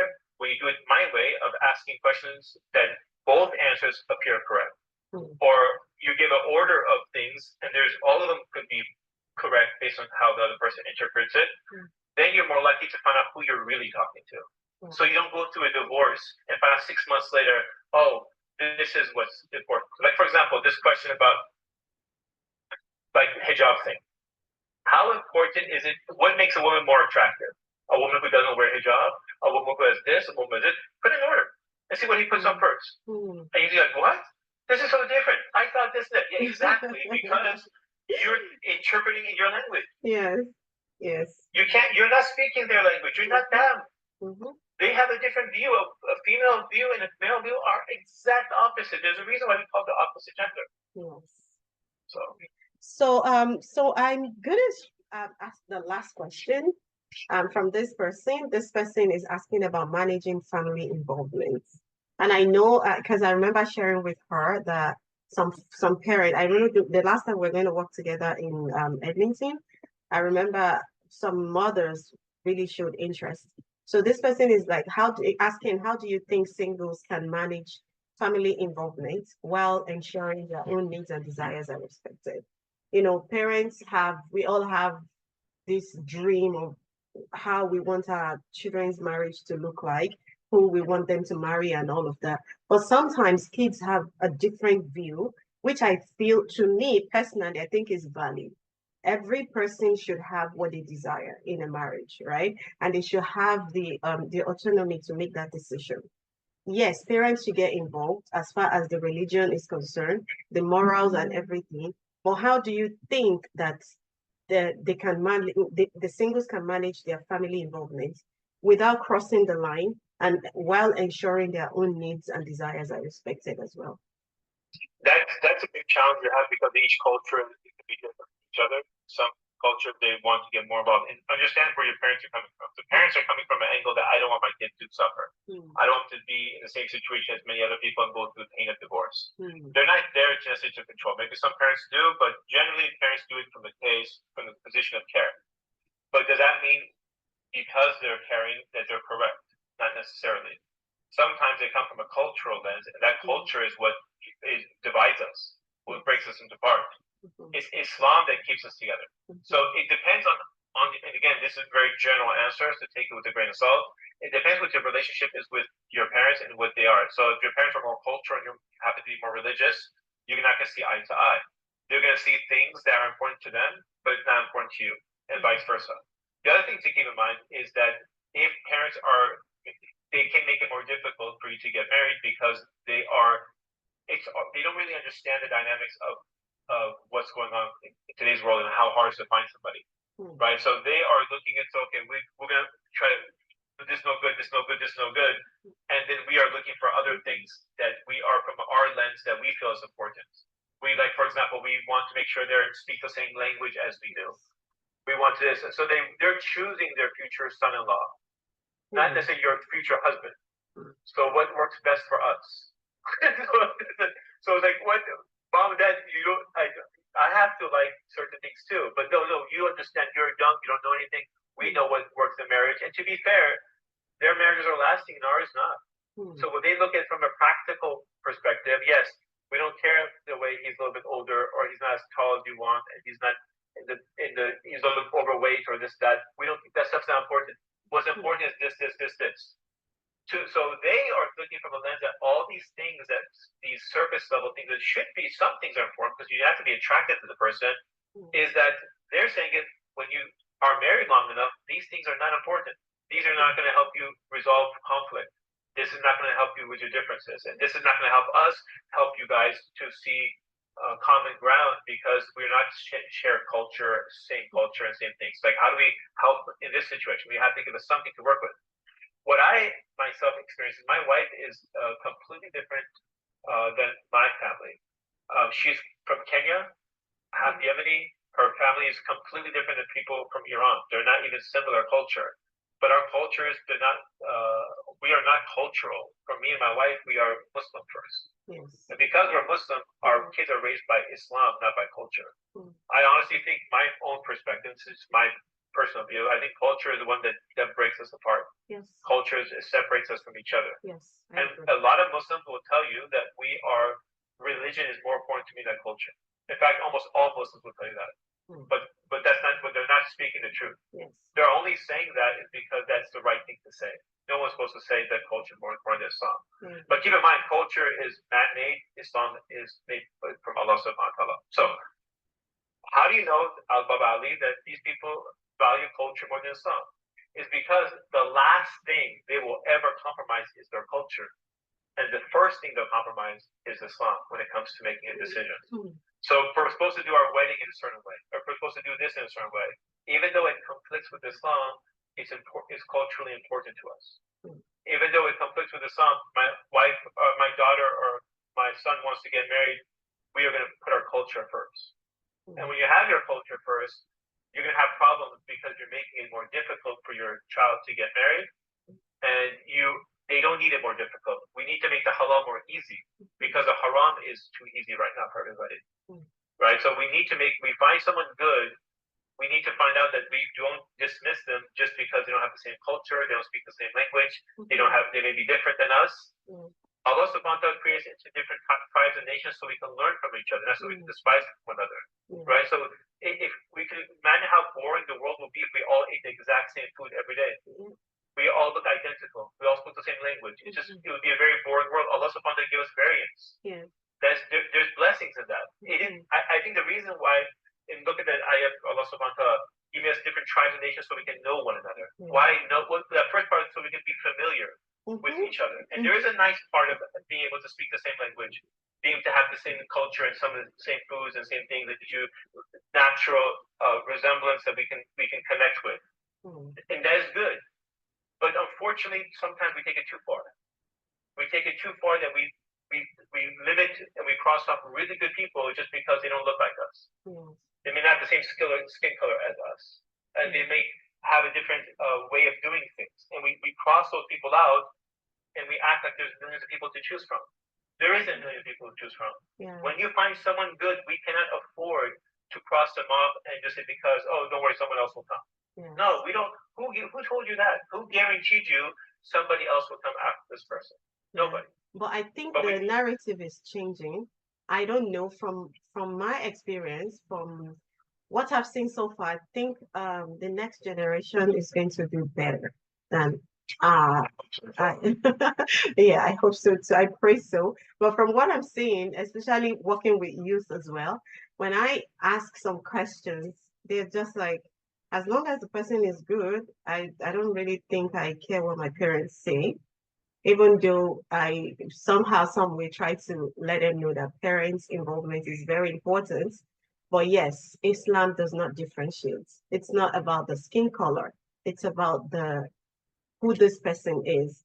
And as long as they're Muslims and they have all what you're looking for, the right qualities that you need to make a marriage, give them a chance. And that's what I've been hearing of late from most people, that most youth that I work with these days. So hopefully things will be different. Yeah, inshallah. I hope so too. I hope we have better days in the future, inshallah. Inshallah. So Baba Ali, what advice do you have for people that are feeling discouraged? I hear, like, we know the experience already. We are not going to go back to it on what a lot of Muslims experience on these apps. But those that already are feeling discouraged, already in their search for spouse, what advice would you give them in terms of patience, trusting Allah, and continuing to, journey with faith? Because it's hard. I can say it's hard, and I've seen a lot of, especially divorcees, say, you know what, I'm just done. Like, if Allah makes it happen, yes, but I'm no longer in search of marriage. If it happens, yes, but I see discouragement here. But what advice would you give? Let me ask you a question. Like, let's say this wasn't marriage. Let's say it was jobs. We're all looking to get married. And he said, look, I've been looking for work and I have not been able to find it. So I'm removing my resume from all the websites, from my CV, from all the websites. And if Allah wants me to have a job, I will one day, someone will knock on my door, someone will email me and says, we're giving you a job. It's not going to work. It's not going to work. It's not going to work. Yes. And by the way, people who say this, it's only from emotions. Hmm. And then 6 months later, they'll say, okay, I'm looking again. Because we know at the very end of the day, human beings were not designed to be by themselves. It doesn't mean we can't, but we weren't designed that way. It's similarly when you go to people who are in prison. But you know, Baba Ali, I'm sorry to cut you there, but I've seen, of course, I'm not a psychologist, so I can't really say deeply, but I've seen how the search has affected a lot of sisters. Even when you go to them, for example, like the ones I still have on my database, when I go back to them that, oh, I think I find a match that might, be okay for you. What do you think? There's this way they just wave it off. It requires, I have to like do a lot of coaching, with them for some of them it works, but for some, they just like, you know what, Okay. I'm not doing it anymore. I want you to imagine like the same thing when it comes to like, let's go back to the job analogy because everyone's familiar with this. You say, look, I have a really good offer for you. It's paying 6 figures. It's close to you. Give you your own parking space. Yeah, I don't know. And I have to coach you as your recruiter to try to convince you to even go for the job interview. Maybe. When is the interview? Oh, it's Friday. Oh, I don't know, like Friday. Friday, I was thinking about going to buy something from the store. Any excuse you can not to go to this thing, not to pursue it. And then on Saturday, I'm unemployed. There's no jobs out there. There's no good. When are the jobs are going to get better and stuff like that? Why did nobody contact me? What's wrong with the companies today? So part of it, by the way, is the websites, the environment, but part of it's us. Part of it's the way we will look at this thing. And because somebody else is going to go to that job interview if I don't go. Somebody else is going to go to that event. Somebody else is going to take this opportunity that you're giving to your client. They're going to take it. And that person, if they are good, they're going to get married. And the good people, by the way, they don't stay on the shelf very long. Don't say, okay, I'll just come back to it next week. I'll think about it. They don't stay. Like when I do my events, this is funny. When I do my events, we have an event coming up on October 5th, which is still 7 days away, next Saturday. Before I posted the flyer, before I went to IG, before I posted the flyer, before I told people I'm doing this event like publicly, 300 people, over 300 applied. So you get other people who contact you. Yeah, I'm thinking about going to it. No, you're not. What do you mean? You're not going to get in if you think about it. You're not getting a seat. What do you mean? I have 40 seats for men, 40 for women. So the people who sat down, filled the application up, and are coming, they can't. Are trying to get in. They can't get in. The thinking about it, are zero chance of getting in. So the question is like, what effort are we doing, and are we spending our efforts in the right places? I think sometimes Muslims will say, "Oh, I get so frustrated." Let's say, for example, you're looking for a marriage, and like every time I go to these places where they're serving alcohol, I can't find one good husband or one good wife. Why would your good husband or wife be at the bar? I don't know. Why would they be using this application or this platform or this? Do you think your future husband or wife would be using this platform after all of the things they know about it? No. Then why are you doing on it? So the problem is that we spend our time and efforts, of course we're going to be exhausted. If you're putting resumes into places, or CVs into places that are known to give you 0 results, are known for like scammers, are known for people that offer you $1 an hour to work, and then you get frustrated with these people because they're unrealistic, they frustrate you, then that's your fault too. Why are you wasting your time with these people and these sections? When you go to the Islamic conference, what it's going to be like. You were there last year, and the year before, and the year before that. Unless they say, this year we're doing something completely different. This year, the model and structure will be completely different. Then you're like, you know what? I'll have an open mind, let me go try. But if they're telling you we're doing the exact same thing we did like last year, and the year before, and the year before, and every year is going to be a complete disaster, why are you expecting different results? That's why myself, when I say I'm going to build my own platform, I say I can't build like everybody else because I'll get the exact same results as them. Alhamdulillah, I have the highest success rate in the world with 59% of my attendees finding a match. Nobody has to come close. That's why 300 people applied. That's why I did an event in Australia, over 500 people applied. When people hear that something works, they run towards it. Now, those who've been hurt and like, oh, I don't know, you're mentally exhausted. You're not even thinking about these things because you need to heal from that challenges you've gone through. And what I'm trying to say is lower this challenges, lower the difficulty, by going and focusing your energy on things that are more likely to work for you, on places that people are more likely to be similar minded as you. If you feel not you have to take off your hijab to be attractive because you're on a website where all these girls have hijab off, then you're on the wrong platform. You're looking for the wrong person. You're in the wrong area. Similarly, if I'm a guy and I have to do things that all these women are, I'm not interested in those women. I don't care what 99% of women are thinking. If you have certain views that are contrary to me, like there are people like, for example, and by the way, this is the way you ask questions. Like, for example, there's parts of feminism, if you use the word feminist, there are different meanings, different on how the person understands it. First wave of feminists is what? Is the rights of males and females, equal pay, etc., etc. Then you have the second wave, then the third wave. Fourth wave is men are garbage. Men are trash. We don't even need men. So when someone says feminist, I need to figure out which version are you? Like what spectrum are you? So I don't ask, are you a feminist? I ask questions. This is how, for the men who are listening, I ask questions like, what part of feminism of the feminist movement do you disagree with? And what part do you disagree with? I don't want to know what part you agree with. What part do you disagree with? No, I don't disagree with any of it. Like all four things I agree with. Okay, then you're not a match for me. May Allah find you someone better. So this is how you ask creative questions for the men who are listening to see how her mindset is. Because a lot of people who have certain views, and by the way, it's not just female feminists, you have men red pillars who, by the way, they both have more in common than they think. Both of them have been burned by the opposite gender, and now they're defensive, and now they're protecting themselves because they never want to feel that pain or hurt again. For me, am I going to that interaction with this person? I prefer not to interact with these people. If I'm female, I want to deal with the red pillar. If I'm a male, I don't want to deal with feminists. The reason why is because someone hurt you. You saw injustice from some male. It could be your father. It could be your ex. Whatever the situation is. And with all due respect, I'm not them. If your anger and your hatred is with those people, I'm not that person. So I don't need that energy. I want to go with somebody who had maybe a positive interaction with their father, right? I want positive things. I'll say in that situation, everyone who has gone through one form of hurt or the other should heal first before they go into any relationship, because you can't take the baggage with you into another. It's not going to work. Men still may not realize that even though men are very bad at picking up certain things, we pick up the lack of healing very quickly. So when you're speaking to somebody for marriage, this is why a lot of times sisters, when you're speaking to someone for marriage, he suddenly ghosts you.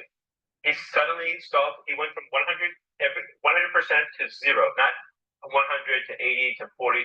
He went 100 to zero, to the point you think, oh, maybe something's wrong with his phone. He's just not responding to any messages. Everything was going good like 2 days ago.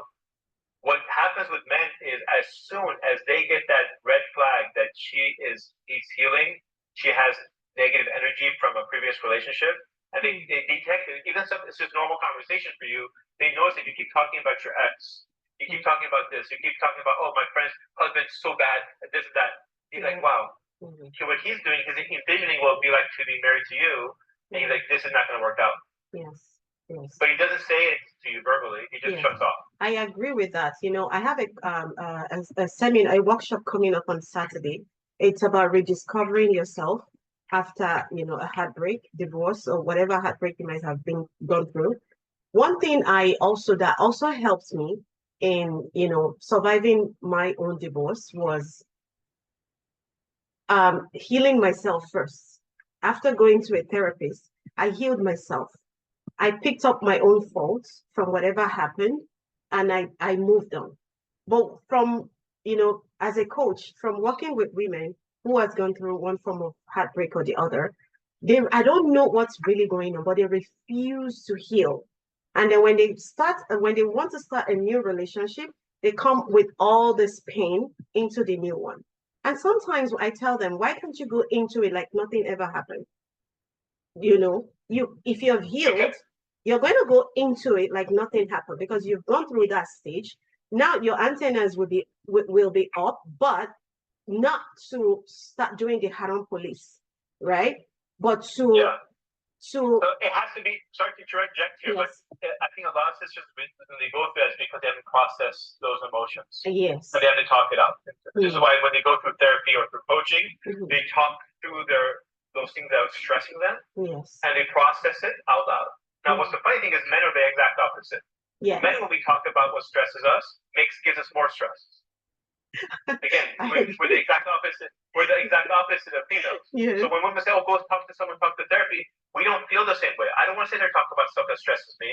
It doesn't make me feel better. It makes you feel better because you process things that way. I process things internally. You process things externally. So a lot of times, sisters don't have the right group of people to be around. They don't have the right connections, that right sisterhood.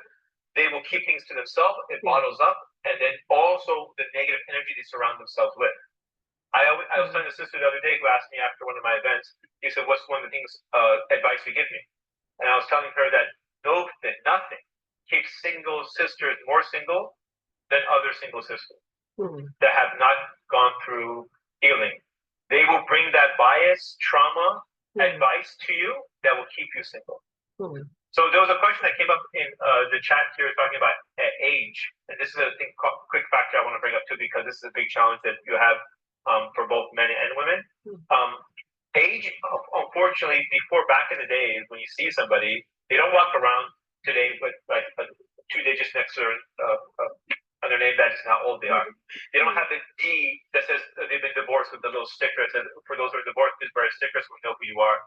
We didn't do these things before. Today we do that. On every profile, on every single matchmaking website, they have shows you if your divorce status. But in the real world, when you meet people, even at an event, you don't walk around with your age and your divorce status and stuff like that. By the way, I don't have divorce status on the part, and a lot of people don't like that. A lot of people left the website because I don't do that. I don't care. I'm not here to be like everybody else. I want to do things differently. And nevertheless, so they emphasize the age and divorce status stuff like that. Even when you go to a singles event, they say, "Okay, we only can get married between 22 and 36. What do you mean only can get married? Yeah, if you're 37, you're not coming to any of our single events ever. You're too old to get married. Then you ask yourself, okay, fair enough. Who's deciding that? The other attendees? No, we. Who's we? We, the organizers, who are already married, by the way. We decide that 36 is the oldest as a female you should get married. Above that, you shouldn't be able to get married, or we don't have nothing for you. Now, if you ask the attendees what the maximum age is, then they say, okay, the oldest age we're looking for is 36. But I understand, that's fair enough. I don't want to come to an event, no one's looking for me. But you already decide for everybody. What if they're open to 38-year-old sister? Who are you as an organizer to decide who can get married and who can't? And by the way, it's not one organization. Look at every single flyer for every single event organization. They have already decided. And most of them may marry their cousin. They didn't get married through speed dating. Ask them if any of those people got married through speed dating. Ask any of them. Zero. In fact, a bunch of them are single. A bunch of them, not some. At least half of the people that I know run single events are completely single themselves. That's like selling a book on how to lose weight and you're like 300 pounds overweight. You're saying, oh, if it works, why don't you do it yourself? You have the access to everybody. You know the back end. If it really works, your product works. How come it doesn't help you? And how long have you been having this product? Oh, 7 years, 8 years. 8 years you have the product and it doesn't work? I don't know. Maybe your lost weight doesn't seem to work. If you're a sister, for example, and you're teaching sisters how to deal with trauma, and you have more trauma than your clients, there's something wrong because the advice isn't working. It's the same thing for this website. It doesn't work. So my whole analogy when it comes to age is this. People don't look their age. People have energy that's different from each other, despite whatever their age is. So let's judge people by the way they carry themselves. Some people take care of themselves. Like myself, I'm October 11th, which is less than 2-3 weeks away. I'll be 50 years old. Most people say you don't look 50 years old. I said, well, then what does 50 years old look like? What do they act like? Well, you don't act 50 years old. What does that mean? So instead of looking at what a number is and say, okay, what that person acts like and what's supposed to be like, let's look at something completely different. Let's look at the person, let's meet the human being first. And I think it's unfair that we cross off men and women at any event and we decide as organizers who gets in. What I try to do, by the way, and some people, this is new to them, is I ask people, what is the oldest age? I don't say what's your perfect age. What is the maximum age you'll consider for marriage?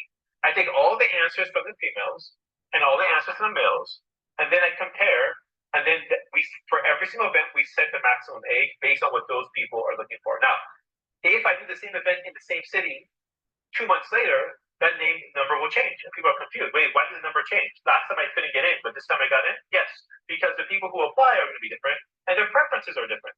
Therefore, the only people that are in the room are the ones looking for each other, rather than just throwing people in a room and just taking their money.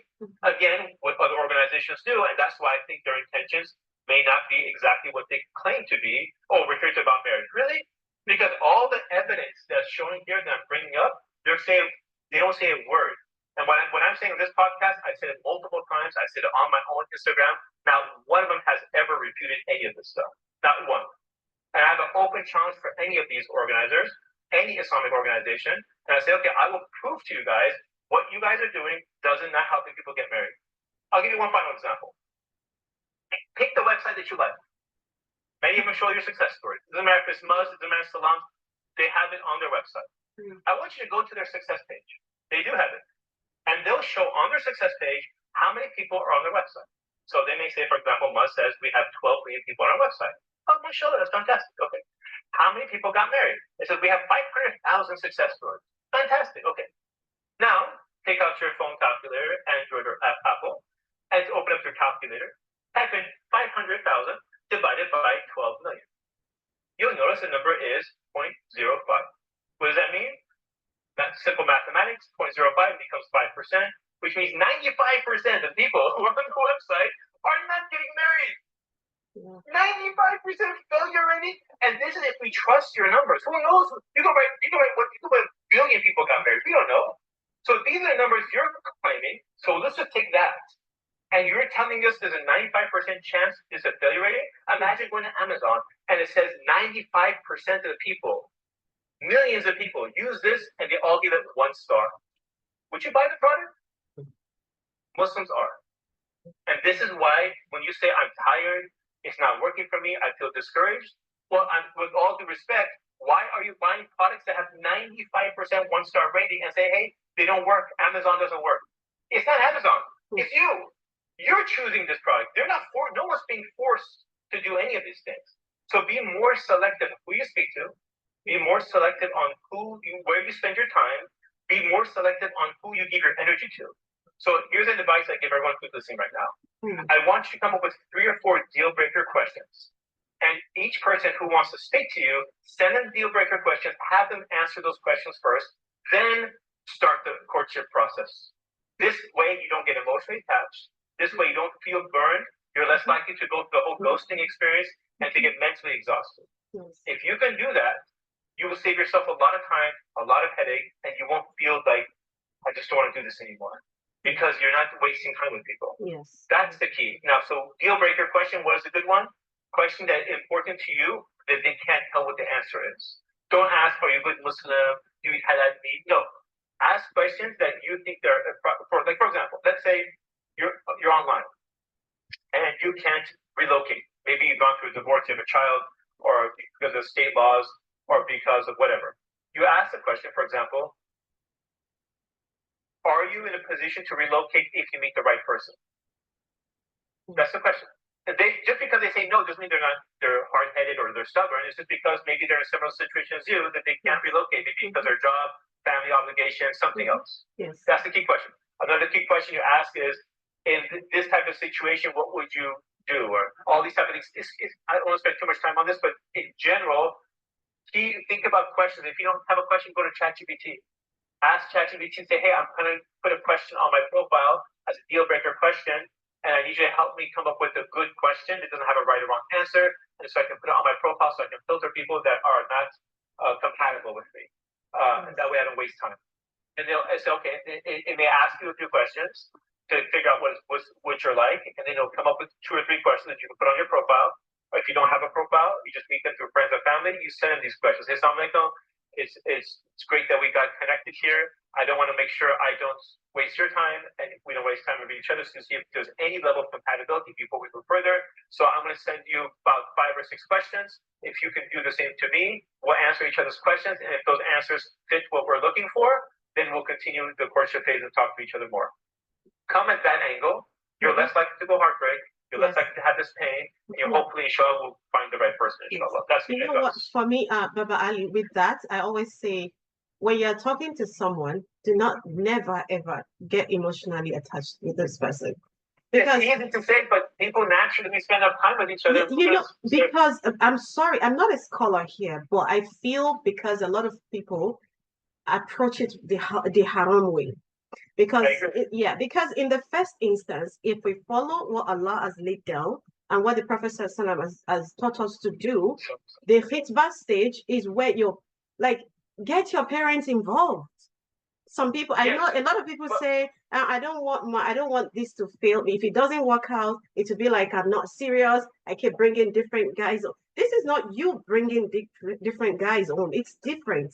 This is you trying to tell your family that you want to settle down, and I need you to get involved in vetting this person with me, right? But a lot of sisters, I must say, fall in love first before the important things are done, right? Agreed. And then when they fall in love and they find out other things that do not agree with their personality or not in line with what they planned for themselves, then they start to feel, oh, I think I made the right choice. And if eventually it doesn't work out, they say, I have a heartbreak. For me, I ask this question: who caused the heartbreak in the first instance? You gave it to yourself. You brought that upon yourself, because if you had detached yourself from any form of emotion from the beginning, this wouldn't have happened. I know it's very hard for a lot of sisters to agree with me on this. In most cases, they're like, no, but I need to get to know him. But I need to. If you want to get to know him the halal way, right? Okay, so let's talk about that for a second. Yes. When we are at work, there is an entire department designed to keep the peace between these coworkers so work can actually be done. This department is called Human Resources. Yeah. Human Resources has come up with rules that every single company has. Yes. And these rules are specifically not with you speaking to the same gender, but you speaking to the opposite gender. Yes. What you can say, what you cannot say, what is appropriate, what is not appropriate, what touching. Everything has rules. And if you break these rules, you'll be removed from the company. Yes. Correct? Yes. So they have harassment training. They have everything you can think of. Because why? Because they realize, well, these are not religious organizations. Yes. This is not 100% secular. They realize if you don't have these rules in place with two opposite genders, you will cause chaos. Yes. You will not get your goal accomplished. So we as employees follow these rules out of fear of not losing our jobs. Yes. But when we're speaking to each other for marriage, where is those rules? Those rules come from Where's the Islam. line? Yeah. But Muslims do not follow those rules. And the reason they don't follow these rules is because there's no one watching. It's just you, him or her, and Shaitan. There's nobody else. You three together, and then you're sitting in this room. Now, because we're not following these rules, we are going to fall into the traps that fall into like the same thing at work. If you don't, let's say there's no HR department. Now you see all this chaos happening with relationships, this and that, people doing stuff, harassment, because there's no HR department. This is what's happening with the Muslims. We are looking to get married, and we're looking at this environment. And if we do not keep each other in check because we have to self-police ourselves, there's nobody monitoring us, we have to say, and this is what me and my wife did, I said, listen, we are going to be talking to each other. Naturally, we're going to be more and more comfortable, and there may be crossing boundaries and lines. So if I accidentally do, or you accidentally do, or we say something or whatever, or we become too comfortable, correct me. Because it's not on purpose, it's just a natural human entity of just becoming more and more comfortable. So, hey, I should never call you honey, how are you, love, and stuff like that. No, you're not my wife. Because the question is that once you're my wife, then I can talk to you like this. You are still not mahram for me. You're like a sister that's just somebody else's daughter or someone else's sister, stuff like that. So if I feel discomfortable with someone that's not my wife, what am I going to do? And she feels comfortable with me, that's not her husband. What are we going to do one day when we're bored of our spouse, when we're not happy in our marriage, and somebody attracted at work is giving us attention, and someone's interacting with us, then we feel this is okay. Because this is the same thing I did with my spouse when I wasn't married to them. So I'm interacting with the sister. That's where I quickly realized when I was talking to sisters for marriage, where their line was. And whenever they were too comfortable with me, they were really revealing their cards without really realizing what they're doing. And they're showing me how they are with the opposite gender. And so now your perspective is, well, if I do all this, then I'll come across as cold. Well, I'm sorry, when you're at work, how does that come across? When you can't touch someone, you can't flirt with them, you're not soft and you're joking and so yes, it doesn't mean you have to. I just want to go. How are you? Is everything good? No, you don't have to be like that either. You don't have to be dictator style. Yes. But how do you have a nice, pleasant way? But there's a line that you don't become comfortable. Yes. I don't go ask a random coworker that I work with. So what'd you do yesterday? I don't text them at 12 o'clock in the morning. Hey, are you still up? There's rules that no one ever told us, but we follow. Yes. So when you're speaking to someone from marriage, you have to follow this. I just want to mention one small thing about the age thing that I mentioned quickly before. That if you guys think about the age thing for a second, if I put 5 people, 31, 32, 33, 34, 35, and I tell you to order them from the most important to least, I'm sorry, if I tell you to order them in the correct age, most of us cannot do that. Most of us cannot tell who is older and who is younger. So these things we get so caught up on regarding age, it should be like, okay, yes, you have a preference for a certain thing, but meet the person first, then decide if that preference is so strong that the age could be compromised or not compromised. This is why I think so a lot of times we have these check marks that we want in our head. And if they don't have these check marks, we're not going to even consider them for marriage. Yes, you should have standards, a certain level of things, but the problem is when your standard level is so long, you're not going to find anybody. And this is the part they don't want to hear. Like if I go to any website, there's a search button. And when you search, you can filter. So okay, I only want people between this age and this age. Perfect. I only want people this ethnicity. Perfect. I only want people who live 5 miles away from me. Perfect. I want this. I always want them to like birds, boxing, and this. The more I put, and it says 0, I mean, more likely I'm going to get 0 results. And they're like, oh, there's no way to look for. No, there is. After 100 filters, there's no one. And you'll never have somebody. So you have to realize that, hey, what is important and what's not? There are needs and there's wants. What does my husband or wife need to have? And what are some wants that I prefer them to have? But when we treat the wants like needs. So if something I want in a spouse, I can't visually see it, I'm not going to even consider them for marriage. So this is a question I ask a lot of people. I ask, what if your spouse, the person you're speaking to, is missing one of the things that you're looking for?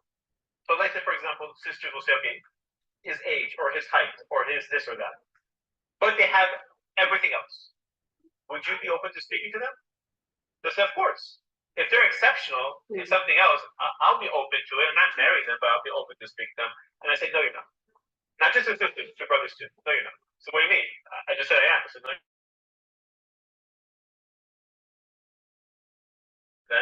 And I'm watching them in general, they're not. Because they will never discover that person if they're exceptional in something else, because they didn't pass one of the check marks that you can see on the surface. Surface, which you see, oh, what if a person has a different ethnicity than you? Would you, if they had everything else? Yeah, if they have everything else, because it's so hard for me to find someone who has everything else, I would consider them. Then how many people outside your ethnicity are you speaking to? This is none.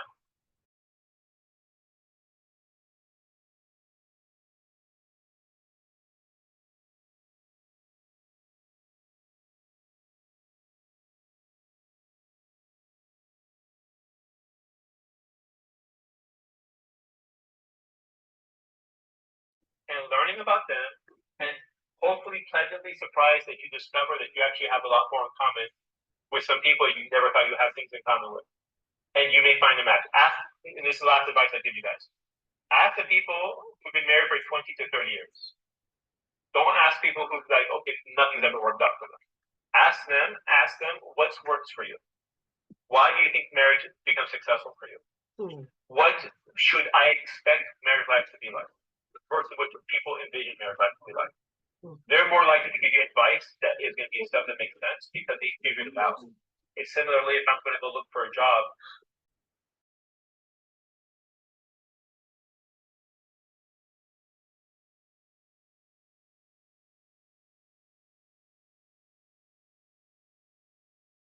Schedules, how to deal with budget, how to deal with the recession, how to deal with import, export, all the stuff that they have to deal with. That's the person I get advice from, not the person who's never owned a business before and giving me advice. Because one thing you'll notice is a lot of single friends are there giving you a lot of advice that you never asked for. And they tell you what you should and shouldn't do. You follow them, it's your fault. Because you're listening to people who haven't figured it out yet. I'm trying to tell you, unless they have advice from people they've already figured out, they're just sharing that.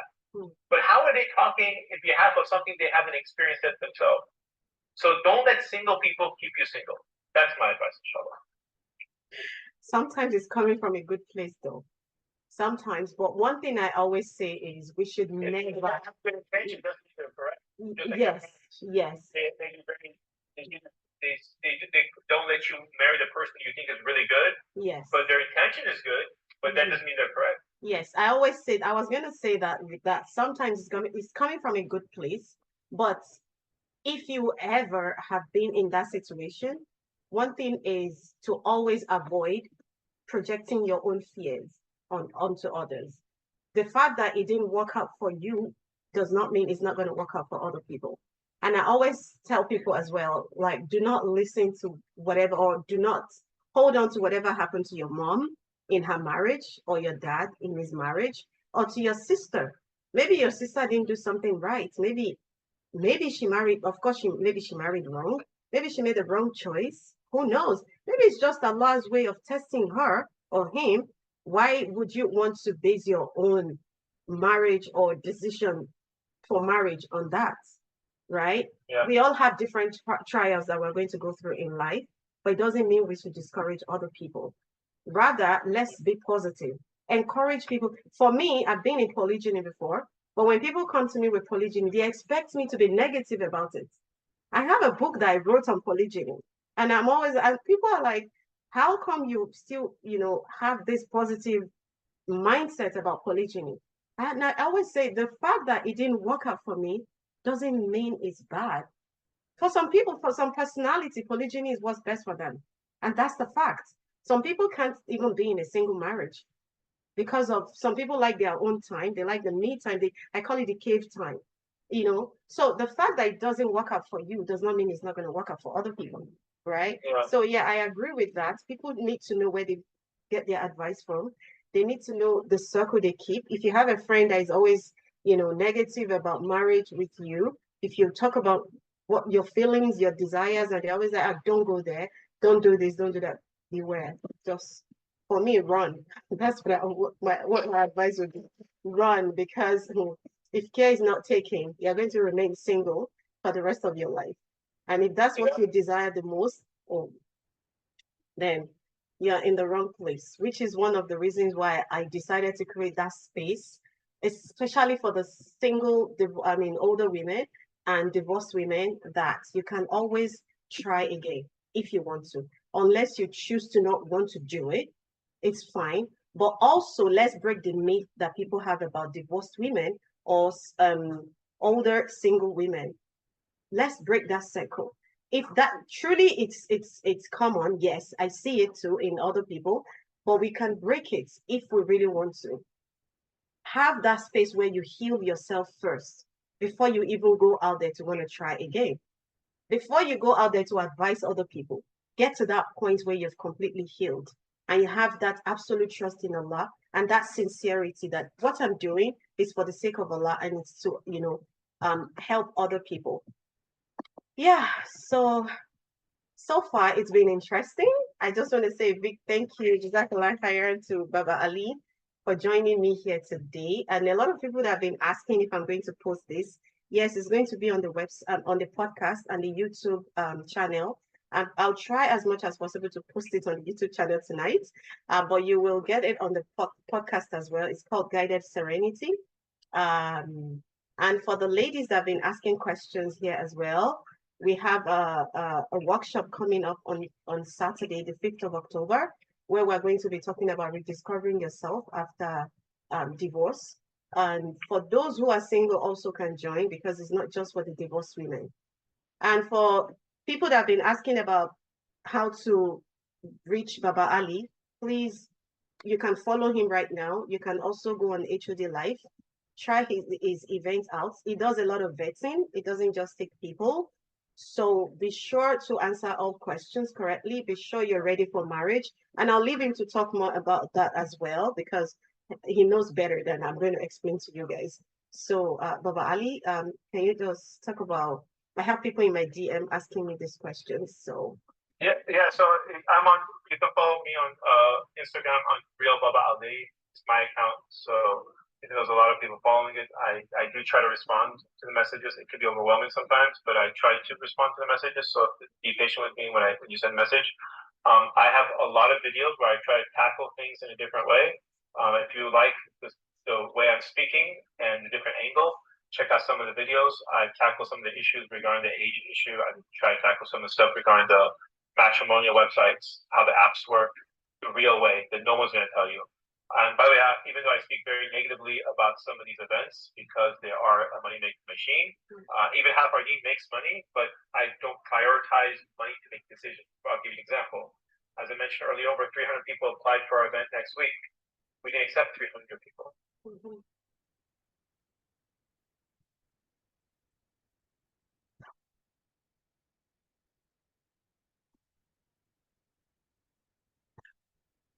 I think we went off there. I think we're just going to round up. We should just round up here since we're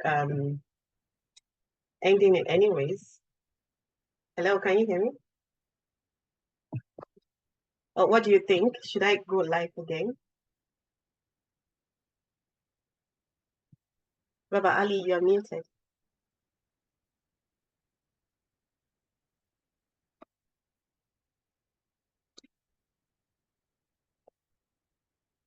Baba Ali, can you see me? I don't think you can see me. Okay.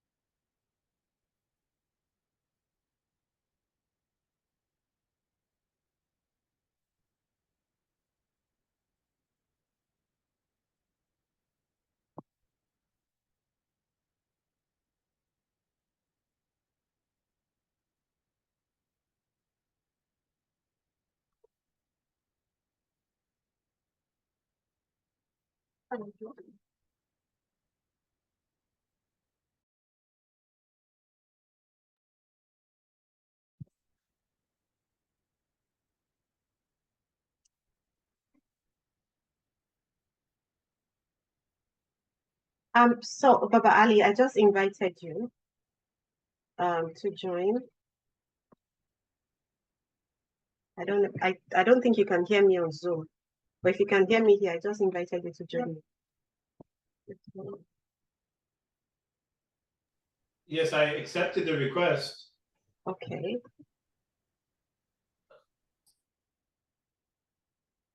What's going on? Oh, okay, yeah. Now I see it.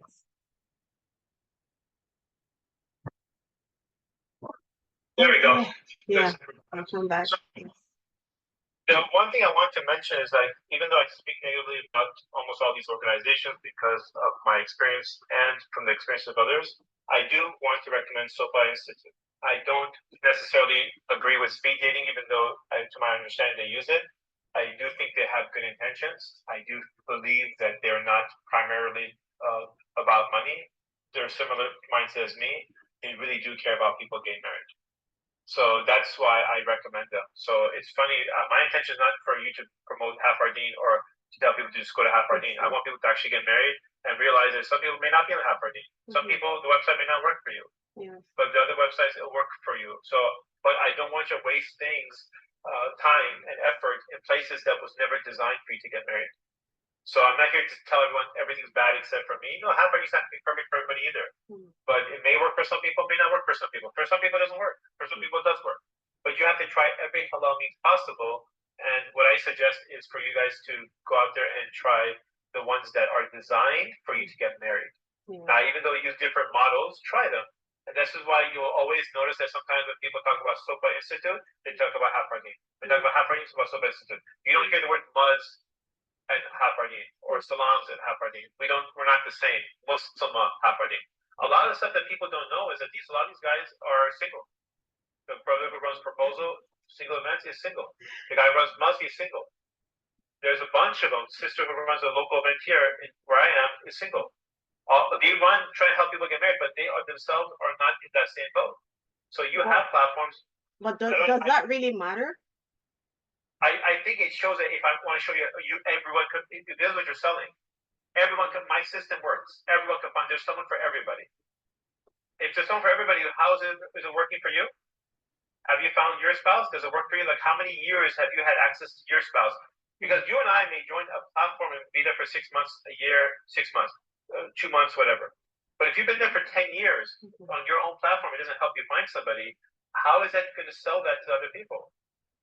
It's a harder sell. I think you have to be able to. If your life is not in order and your life is chaotic, and then you're coaching people and your life is in shambles, it's a harder to sell. So that I can help you get your life back in order. Well, your life is 10 times worse than mine. It's chaos. Not that we don't all have issues and challenges, but when your challenge is 10 times worse than us, how are you going to tell us how to put things in order when you can't put things in order? Or like you talk to someone, oh, come and I'll show you how to organize your living room. And you go into their living room, the whole thing is chaos. How are you going to teach me your living room is chaos? Or how are you going to tell me how to fix a bed when you don't fix your bed yourself? It's just, I think you have to lead by example if you want to gain the trust of the people. Like with the model that I use for Hafardine, I show people that this is what I use to get married myself. One of my closest friends used Hafardine to the model to get married. Now that I'm thinking about it, I don't have one friend that is currently single. Not one male friend that's currently single. Many of them have met through Hafardine. One of my closest friends just got married on Hafardine last November. He was the last one left. Interesting. He tried the website, didn't find anybody. He went to an event, didn't find it. He went to another event, didn't find it. Went to another event, didn't find it. He didn't give up. And in May in 2023, he went to an event and he found it, and he's been married since. So my whole thing for me is like you don't give up easily. And by the way, I encouraged him. This is the crazy part. I encouraged him to even try Muzz. I even encouraged him to other things. You know why? Because I told him, listen, maybe your half is not half Hafardine. Like, I want you to get married. Like, that's what I tell other people too. I say, try it for how long as possible. I don't like certain things, but try it. He said, no, I refuse. There's a brother who flies from Dallas to my LA event, even though he has events in Dallas. And he said, Ali, you know how much it costs me every time I come to your event? $500. Because of the flight of the hotel, because of the hotel, the airfare, all that stuff, it costs them. I said, why don't you just go? And I encourage that person to go to their local events. No, I don't want to waste my time, my effort, my energy, my mentality on things that don't work. That's the part that makes people mentally exhausted. Yes, I agree. So he comes to say, I know I haven't been to a few of your events that hasn't worked, but I believe in this structure. I know the activities that you're doing is allowing me to see people in a different way. I don't see that when I do speed dating. I don't see that when you just get to talk to each sister for 3 minutes. I don't see that. Like, I want to see, like, for example, like, I try to design activities that make people more attractive. I don't think people do that. Like, organizers design activities that make you more attractive. They're not even thinking this way. They're not even thinking like, okay, what your experience is like. They just accept you, put you in a room, and there's like twice as many sisters and brothers. Well, is it really that hard to count equal number of men versus women? No. And I say, again, there's more evidence that it's about money. When it's a 1-to-1 ratio, you'll make a lot less money. But what I've been told, even by a recent organizer, which happens to be a sister, she said, I always accept minimum of 2-1. And that person's partner or the person that person works for accepts more than 2-1, female to male. They'll even go 3-4 females to 1. And deep down, when one male is talking to a female about marriage, there's 3 other people that are talking to nobody. Yes. And that's why most sisters end up finding friends rather than husbands. You're just taking their money so they can make them find them friends. And then when you say, I'm sorry, sister, inshallah, maybe next event we'll do better, which you're not going to do the same. You can do the exact same thing the next event because you watch every single video posted from them. It's 5 sisters to 2 brothers in every event. And they don't care. I have a question. And I think I've asked you this before, personally, but there's a question from a sister here. She said she has been to your event several times, but it looks like it's actually designed for a particular tribe, because most times I do not find my tribe there. So every event, as I say, my audience tends to be a little bit more religious than other organizations. Like the Muslim group tends to be very different. You could say more liberal, more progressive. And my audience tends to be a little more conservative, more on the religious side than non-religious. I'm not saying that I don't want anyone to come. I don't ask you what your religious level is. It just certain people are attracted to this audience, some people are attracted to this audience. My audience generally doesn't mean that they don't. Some of them may date, but generally they want to do things in like a more traditional way of like talking to each other for marriage, as you said, to get parents involved. I've spoken to a brother from a different platform. He told me that if the sister ever asks for a chaperone, that we go somewhere with the chaperone, that's my deal breaker. I'll really end the relationship. So I think to myself, this person doesn't belong to half our name. I said, go ahead, you belong on that platform. That doesn't belong on my platform. So if the sister wants to bring a chaperone or wants to do that, why would you say that's a deal breaker? What he wants to do with the sisters to go to a movie together, to get to know each other. You tell me, how does that help me decide someone who's good for marriage when I'm just sitting next to you in a dark room and we're looking at a screen? We're not even talking to each other. So you're looking for like. Sorry, Baba Ali. The sister is saying, she said she's talking about race. She said to put it in a clearer tone. Do you actually have for blacks? Okay. Events for blacks, sorry, yeah. That's thank you for clarifying. The majority of people who apply for events happen to be more of the Desi culture. They happen to be more Indian Pakistani. It's not that I don't want African Americans to apply. We do get them at the event, but they're just like scattered, like a couple here, a couple there. It's not the majority. Does that mean I don't want African Americans? We don't even ask, if you notice the registration form, we don't ask what your race is. We don't ask those questions. I don't care. In fact, I'm trying to break the race barrier. If you go to Facebook.com/halfrd, which we have like 400,000 likes on that, I could choose any couple I want. But if you notice, the couple that I chose on that is a mixed race. I think it's a Somali sister and like a white guy. So it's the opposite. And I'm trying to break this barrier that only people who are Desi go to get married, and I'm looking for the website and stuff like that. I'm trying to break it.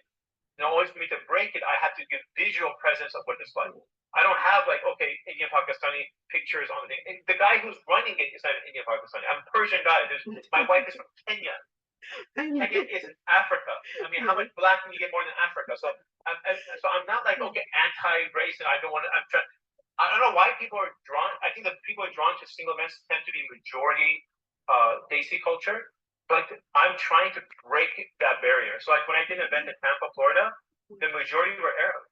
When I did an event in Australia, less than 15% I think were Desi.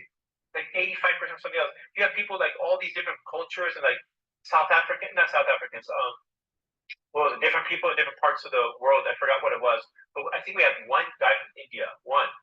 That I remember. Everyone's from these, like, you do an event, you get people from Libya, you get people from all these different places in Somalia, people that generally don't go to singles events. And what I'm trying to do is show them, hey, we are not trying to target one audience, but I can't control who goes in. So when people are applying, I see this sheet sorry, I don't do the registration, but the sister who does the registration, who also happens not to be Desi either, by the way. So I don't think she's Desi. I never, honestly, it was funny. I worked with a sister for about 7, 8 years. I never asked her what her She's background is. African, the one in Canada, right? Yeah, she's African. I never asked her. She's African. Wallahi, I don't think I've ever asked her. Oh, It just tells you how little we don't even care. That's yeah. why she goes to Yes. Morocco. Yes. Now that makes more sense. Okay, Yeah. so I never asked her what she's from or background she's from because I don't care about those things. Yeah. It's not important to me, right? So so it's funny. It works with me for 8, 9 years. I never asked her one time. Now she's probably watching this. So you never asked me, and I never cared. That just shows you how little I care about this Yes. stuff, right? I know. And there's another sister who works for me in Canada. She's from Calgary. I don't know what race she's from. I have absolutely no idea. I don't know if she's Arab or Pakistani. I don't know anything about her race. I never asked her. I don't know any of these sisters' ages at all. I just know, like, I don't know if the other ones have been married, single, nothing. I don't ask these questions. I know the one in Toronto is. I met her husband, and she has a child as well. But nevertheless, that's not the point. The point is, like, how do you target these audiences? So I don't try to. I want it to be open to everybody to come, but I feel that because of other events prior to me, people have gone and they see there's no one that looks even similar to me. They tell themselves that these events are not for us. Yes, So that's then what I people feel in too. Yeah. So people in their community say, "Hey, don't go to these events. It's all this race or this race." And so I have a lot of, unfortunately, I think a lot of consequences I have to deal with people who come prior to me to do events. Like, for example, there was an event I'm doing coming up, and they're like, "Oh, we had some issues in prior years for another organization that came before you, and so now we have to do certain things at your event." I'm like, am I being punished for people who've done things like we need to put like a chaperone at a table or this and that? I'm like, well, my events don't have those issues. Well, we've had issues with other organizations and stuff like that. So why do they need chaperones? Because maybe a sister is being asked her phone number and she doesn't want to give it, and she doesn't feel uncomfortable at an event. Well, I say, you know what? At our events, we don't really have that issue. So, well, what do you guys do? Well, at our single events, if you're interested in anybody, you mark them using a special app. It's not HappyRD, it's a special app. And if someone's interested in you, you mark each other. And at midnight, you'll find out if you marked each other. Yes. Yes. There's no notification system. You have no idea who's marking you, who hasn't marked you. So because it's rejection proof, and you mentioned this question earlier regarding rejection, because it's rejection proof, you don't have to worry about that aspect of like, hey, how do I deal with rejection? How do I deal with people if someone rejects me? Is something wrong with me? Those kind of things. You can show interest in somebody and while being anonymous, and they only find out when it's mutual. I think that shows you like how much I'm trying to think in your position as a single person going to an event, because I want you to feel comfortable. I want you to feel like awkward, and then you see the same person at another event in the future. You're interested in them, but they're not interested in you, and then you have to have another fake conversation. That's super awkward. So I want people to have a good experience. So even if you don't find a match, you can't say, okay, this event was terrible. It was so awkward. I hate the host. I hate the events. I hate the activities. It was a disaster. 99% of people I interact with don't say that, even though only about half of the people find a match. Because remember, half the people are not going to find a match. Half the people are going to walk away with nothing. Yes. And they spend the time, the effort to come to the thing. So what I can do is try to make the experience as beneficial as possible. Maybe show them activities they can do with other people they meet outside of this event, so they can be successful. Maybe the other half wasn't meant to be here. Maybe this was an experience you're supposed to go through, so you can learn certain things. Like one brother was telling me that, I didn't go to single events. I don't know what to say to sisters. After coming to a few of your events, I've learned what's important, what's not. I've learned like how to analyze certain things because I learned it through your activities. Now I also have a lot more confidence in myself, and I'm very, very focused on what I want in a spouse. Now it's just a matter of time with the different people I speak to find that person. That's what I see as has to be something beneficial. I think the opposite is worse when you come to event after event, spend all that money and that time and that emotions, and they just get stabbed in the heart each time, and you feel terrible about yourself. Well, you know what I think about that? I know it's very hard, but for me, I feel everyone should just accept it that it's not yet time for me to meet the right person. Or maybe the right person is not here for me right now. I know it's hard, yes.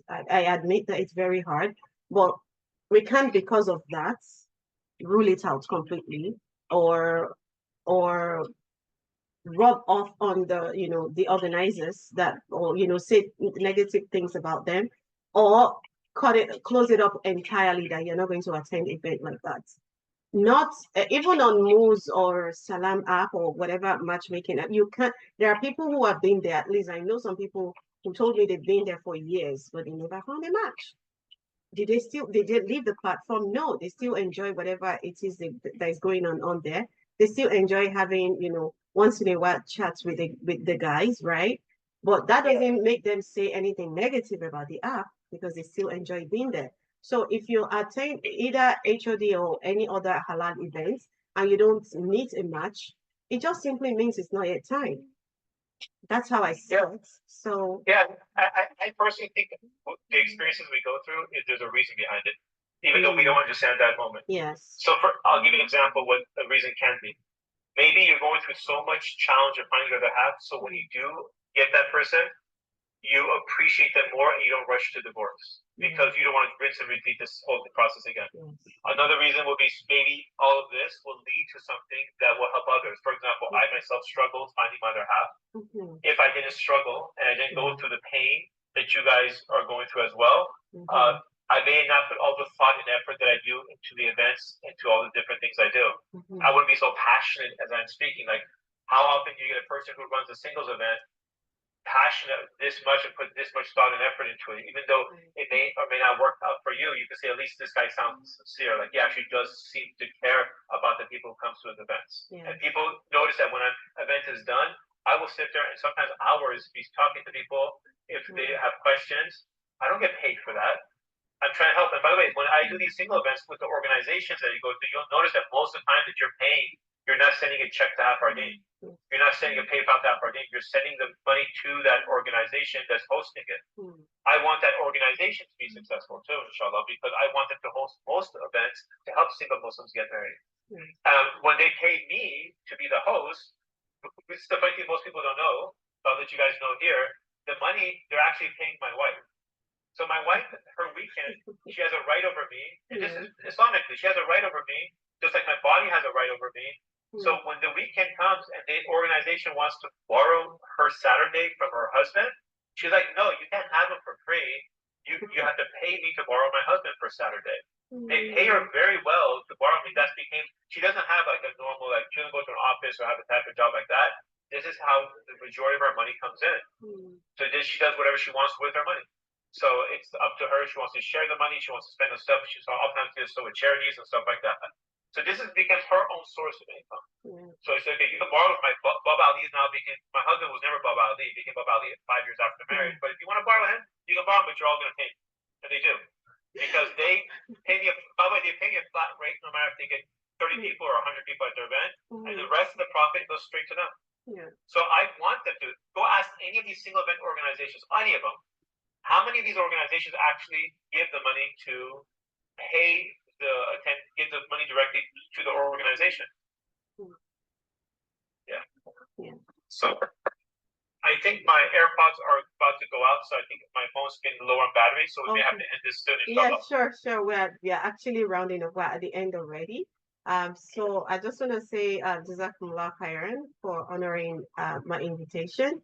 I do appreciate it. May Allah continue to increase you in beneficial knowledge and continue to impact the world positively as you've been doing. I mean, thank you so much for joining us here.